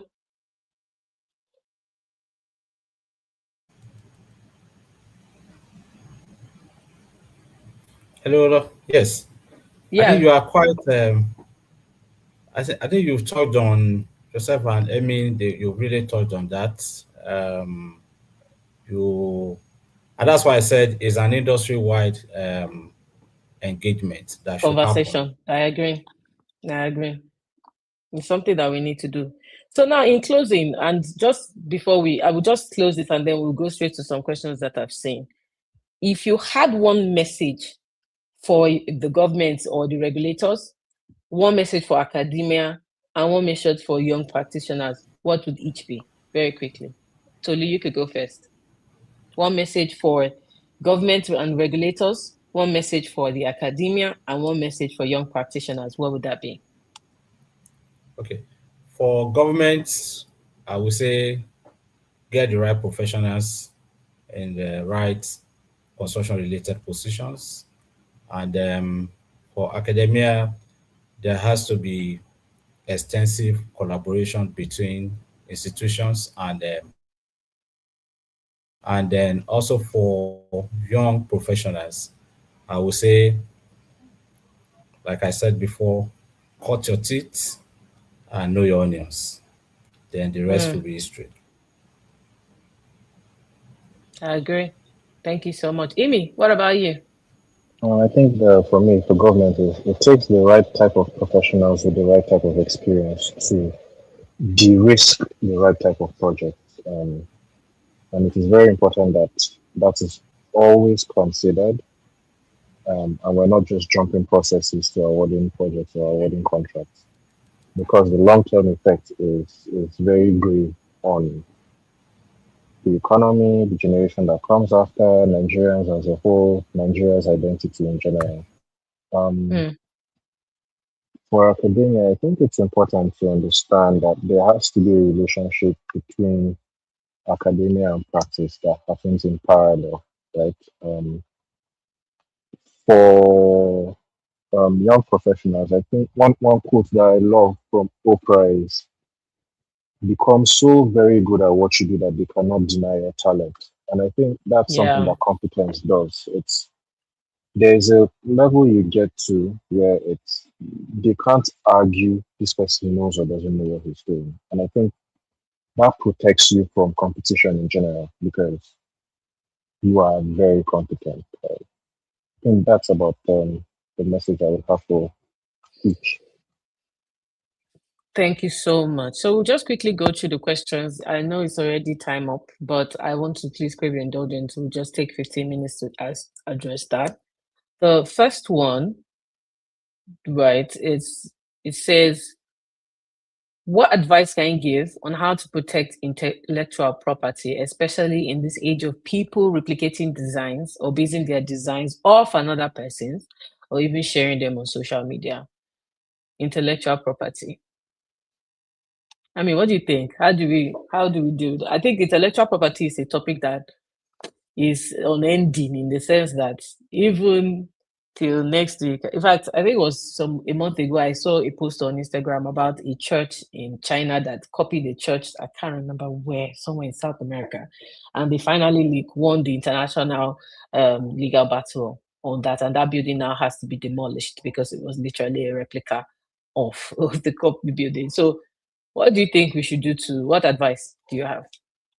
Um, there's one quote. We went somewhere and an engineer said, "Rule of law in Nigeria is like CCTV. Right?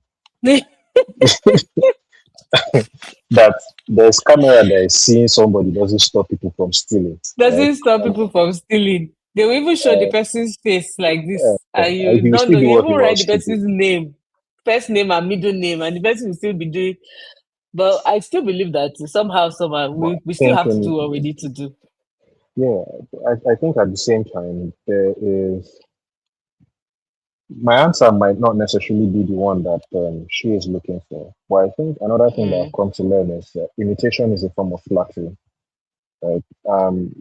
Well, My general approach is there is always more where that came from, and this is not to say, hey, don't protect yourself, but it is to say, um, go ahead, you can copy that. I'm not necessarily bothered. Everybody is mm, different, but I'm not necessarily bothered um, mm, because I know there's more where that came from. But I think it's almost something you cannot fight. But one thing I've come to learn is com the more complex the design is, the less likely it is to be imitated. If you to want to be copy somebody, imitated, you can to copy be a whoever it is you want to cheap copy. copy.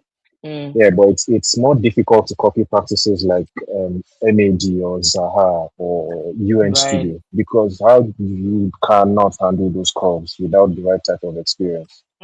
Um, Or even the right type so of technology. exactly the right type of technology as well. I think maybe another consolation is sometimes all that is copied is the design outcome. You cannot copy the design thinking. There are some things that I just feel like a given, right? Mm. But if you want to, I think maybe the answer would be to curate what you put out there, take out the details that you think are necessary that make it easy to produce something. But I think another thing is the counter side is if I really want to, I'll find a way to reproduce it. So What of maybe the Tolu? short Tolu, answer tell is me what you think. Mm. yeah, okay. What do you think? I mean, and I want you to go from a contractual standpoint. Do you think some architects or some consulting teams need to sue some other people to court in this country? What do you think? Said, for me, I don't have any problem with what we say. We call it intellectual property. That's what it is, and it is the property is what you see, but the intellect, I don't know if that can be copied. So Hmm. um, if you have access personally in the office, we don't have any problem issuing soft copies or whatever it is. It is what you do with the information you have that matters.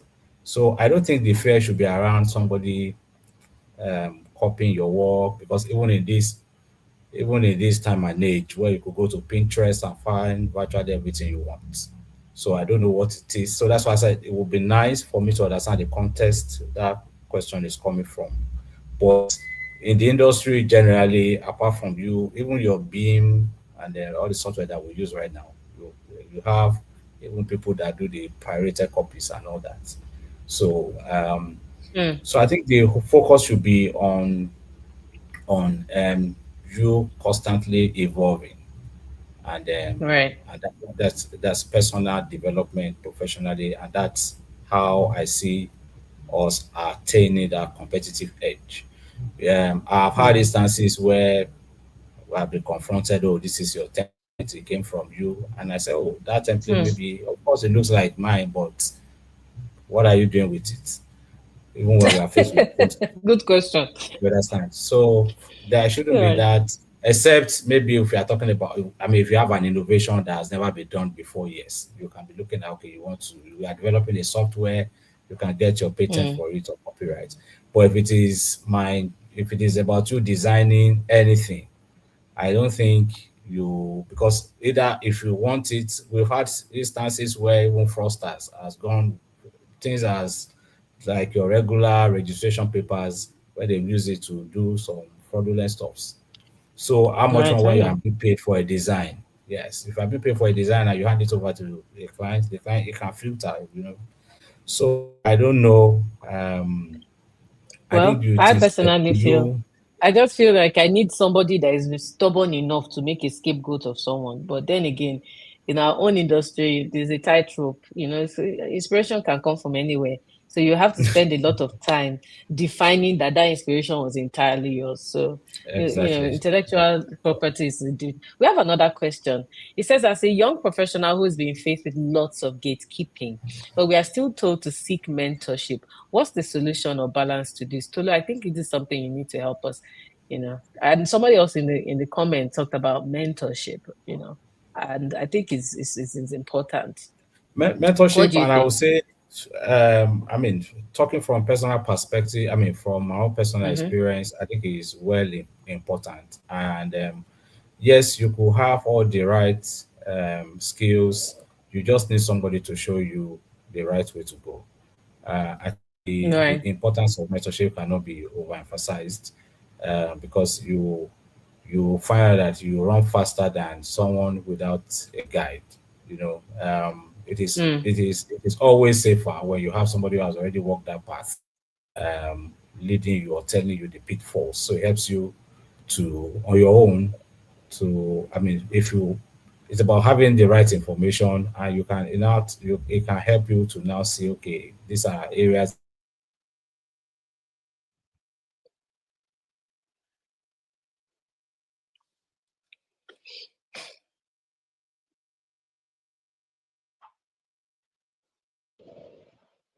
okay.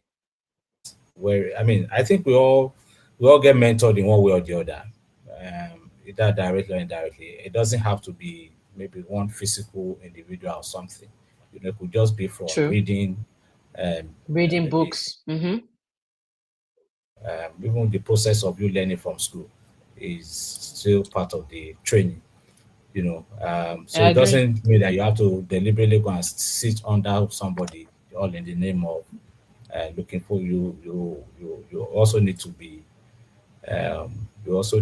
careful. You need to be watchful for what exactly you are looking for. But it's always important Right. that in your quest for knowledge, that you have somebody who will serve as a role model, who has gone ahead of you. I think that will make the journey more easier and exciting. Thank you. I agree. I agree. Honestly, personally, if you say, "Oh, Ladi, I want you to mentor me," don't come and meet me to mentor me. Go and buy my book. If you buy my book, it's like as if I'm mentoring you. So that's a capiche, honestly. And then another thing about mentorship that I would like to point out, the fact is that a lot of times, a lot of people are just eager to be under somebody that they believe it knows it all. You can be mentored by somebody that is just literally a year ahead of you in this thing. Mentorship is just about learning from someone that you believe knows a little bit more about something that you don't know about.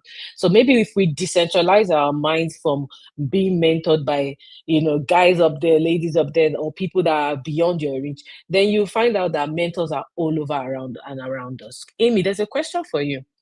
It says, what books would you recommend a young evolving architect to read? And also the skills to learn and develop. Amy, if my book is not a number one on that your book list, I will bite you. Yeah, yeah. But Oh, carry no, on, don't mind me. this person is looking for my trouble. Number of Yes, books. Start with the Naija Architect's Guide. very good. Um, um, I think another one is it Architecture in Practice or Architect in Practice? It's by the RIBA. Correct. I think Correct. that's a very, Great very book. rounded one. Very, I think that's if you can just even do those first two books, you're good. Um, Another one is it might not even just be a thing of books because I think I found a lot of times people are more interested in how something looks than how it functions. Um, Hmm. Another thing we do, especially here in the office, is we do a lot of case studies. So you can take the design of Hmm. a professional you found interesting and then try to And tear it reproduce it apart. because you would learn a Correct. whole lot from that person. So you could try YouTube channels, and there are a number of them. For those who do a lot of high-end residential, I think what's the name now? The new project, or what's it called? I can't really recall. Hmm. Oh, but hey, What I'm on project is YouTube. that? The new project or something. I think that's the name of the. Uh, Okay. I wish there was a So yeah. platform where I could just curate a list of all my YouTube channels and then share. That's something that I can say I've learned from you, Amy, and I must say this publicly for the world to know. You are always constantly dropping resources.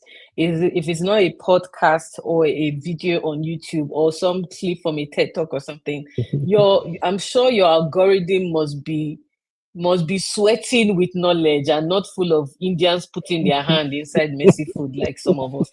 I mean, I'm proud of you, honestly. Some of us, our algorithm is full of nonsense. So, but Amy's algorithm must be very neat. And if Amy's algorithm is messed up, it's probably because Lolade sent him one ridiculous reel recently that he was forced to open and read. But yes, I think that constantly consuming information works. And I think the second question sort of touches that. It says, as architects, how can we design buildings that go beyond being functional and aesthetically pleasing to actively improve health, comfort, and well-being of the people who use them?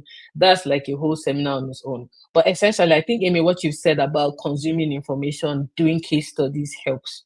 Taking out examples of buildings that have solved that kind of problem and executed it well, it sort of helps in, knowing that thing in its entirety, I think right? maybe another Would another way to look at it is sometimes we're looking for a magic formula, but mm, really just sometimes the processes still apply, right? And when I right. say processes, now I'm talking about how we learn design in school, right? Which is case Mm-hmm. study, research, design solution, targeted at an outcome. If you are Right. just intentional about that, rather than maybe copying the latest trend on social media, um, Mm. I think another just if you can, not even if you can, I would just recommend that everybody should go through the different Francis Chin books from Right. I have one. Bomb Space Order to Mm-hmm. Mm-hmm. Mm-hmm. Building Construction Illustrated to Yes. whatever it is. You could just go through all of that. But I digress. Back to the point. It's the process already applies. You don't necessarily need a formula. So case study, research, what is the problem? How do I solve it with my design? And I think if you Capiche. can just and then care about the people who would use what you're designing, care about the people who will construct what you're Empathy. designing, Correct. care about the Mm-hmm. people who Mm-hmm. would Mm-hmm. pay for what you're constructing or what you're designing. I think Exactly. There's something you, key. Repeat it for the person at the back. Care about the but person that is going to construct. Care about the person that is going to pay pay. for what you're designing. Okay. Uh, uh, Two key things. Thank you very much. There's another question, and I think this will be our last question before we wind down. It says, what technical skill would you recommend architects to learn? And what's hindering the use of computational design method in Nigeria? I mean, would you say we are hindered from using computational design? I mean, apart from the fact that a lot of people are bootlegging their applications, is there anything hindering it? I know that a lot of people are already playing massively in that field, though. Is there any hindrance? That's one I set. don't And think. then the technical skill. Um, I think everyone is different, and rather than telling you, "Hey, this is the technical skill that you should learn," I think maybe I would say, ask yourself, what type of architect or professional do I want to be? Do I want to be someone who does a lot Absolutely. of residential design? Do I want to be someone who designs a lot of framework? Do I want to be Mm-hmm. someone who does a lot of financial modeling? Those are the Mm-hmm. things that will tell Mm-hmm. you what it is you should learn. But if you ask me, I think it's strategic thinking and pattern recognition. And those are not necessarily even things you would associate with um, Technology. architecture. exactly, quote unquote. But those are skills It's that I more. feel like everyone should have, especially in the age of AI. Um, what is hindering the use of computational design methods? I think I found the common behavior is like when something is not very prevalent, the few people who do it or who basically monopoly like, allows you to control price. I think that's what I'm saying. Correct. So there's a lot of artificial pricing for certain things. But hindrance, I wouldn't necessarily say so. Like maybe it's just difficult to find community of people who are doing this thing, but they exist. I think I know of Shitlad in Lagos. Mm-hmm. Um, I know of what's his name, Faisal, Umaru Karai. I Mm. know. So, and I think sometimes people associate parametric or computational design with curves. No, it's not necessarily Not that. the same thing. Mm-mm. It's not the same thing. Um, Parametric design is a process. Computational design, beg your pardon, is a process. Parametricism is a style. It's important not to confuse the two.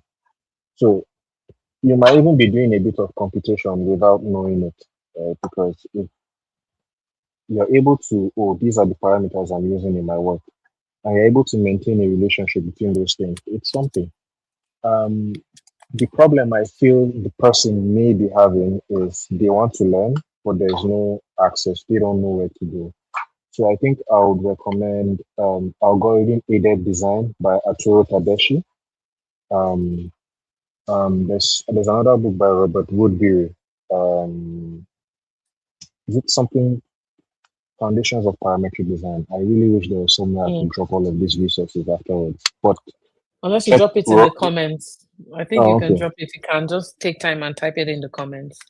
But those It's a are book two. by See, this Robert is why Woodbury. you are my friend, Amy. And then They are I think just too intelligent for me. But carry on. another platform is ATN Network. That's the ATN Network. They have a host of very interesting courses, and they're Mm-hmm. relatively friendly. You can also go to the Robert McNeil's website. There are free courses there. You see? Um, yeah, You see? I think that's, I don't know. Hopefully, that gives this person a head start. Oh, more than this person, just help us drop everything in the comment group because it is Oh, what I was telling you. That this is one of the things I like about you. Always having this information out there, and I pray that I will continue to have conversations with other people because there are many of you around. They are just hiding. I don't know, architects, consultants in our industry. We just like to hide in one Nkoro. We just like to hide in one place and act cool. You know, you only see them in the room when they are having meetings. We are not so much depth of information out there. Tolu is another person that is just like Amy in the sense that ordinarily you think that they are just on their own. Well, like I said, if we sit in meetings like this in our this project, and when they are bringing down back to back information, my heart always beams with joy because when I see the information on the internet making it look like our industry is just messed up, things are not going right, the regulators, blah, blah, blah. There are enough people complaining.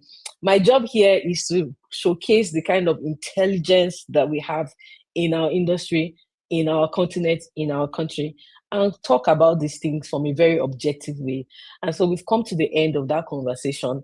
And from the bottom of my heart, I want to tell you thank you. Tolu Lope, Olufemi, I'm very grateful for the time you've given to us today on a work date over 2 hours. I am so grateful, Amy. I'd like to thank you very much. I'd like to thank Nina Briggs, your employer, for giving us 2 hours out of your working time to be with us. So I publicly thank you and the people at Decker Tyler, Nigeria, that have released you as well. I thank you all for coming. And Yeah. please, Amy, they're asking for those books and those recommendations you mean. yeah. Amy always has these podcasts and books and stuff that is always good. For those of you that are interested in computational design, Amy is also a very good resource in that thing. He did not mention that he does it. Me, I will tell you for free that Amy does it. So Amy is into computational design. Look at him, he was calling different firms. I know of this person in Lagos. I know of this person. I know of Umaru. He did not say, I know of Amy Joseph. Amy Joseph is into computational design. All right. So on that note, I'd like to thank you so much Tolu, thank you. God bless you. I don't know if you want to Yes, say sorry. thank you to Yes, those of us it's that are a pleasure. listening to say thank you. I know. Thank you so much, sir. God bless you. And Amy, thank you. Thank you, thank you, thank you. And to all of us that are here, that's giving me 2 hours of your time, I would like to give you a big thank you. Don't worry, we'll have this webinar again. Will it be free? I don't know. Don't know, but it will, because I at some point when I start elevating the kind of speakers and guests we'll be having, we would likely be having the doors in a more closed door setting. But yes, Naija Built Environment Conversations are here to stay, and I am so grateful to you all for giving us your time. I would like you to drop any comments that you have. The videos will be live on YouTube afterwards. And you could also, and I'm sure the speakers will refer to the questions. We'll drop also contacts. What I mean by contacts, I'm talking about like social media handles and or how you can reach our speakers privately in case you like to ask them questions personally. They can drop their emails in the chat box as well, so you can reach them to ask them questions that you were not able to ask them personally. As for the next session, hold on, it will be announced. And those of you that are registered, you'll be, for lack of a better phrase, first partakers. You know exactly when that comes up. We'll send a notification out to you all. But for now, it's a bye-bye and thank you.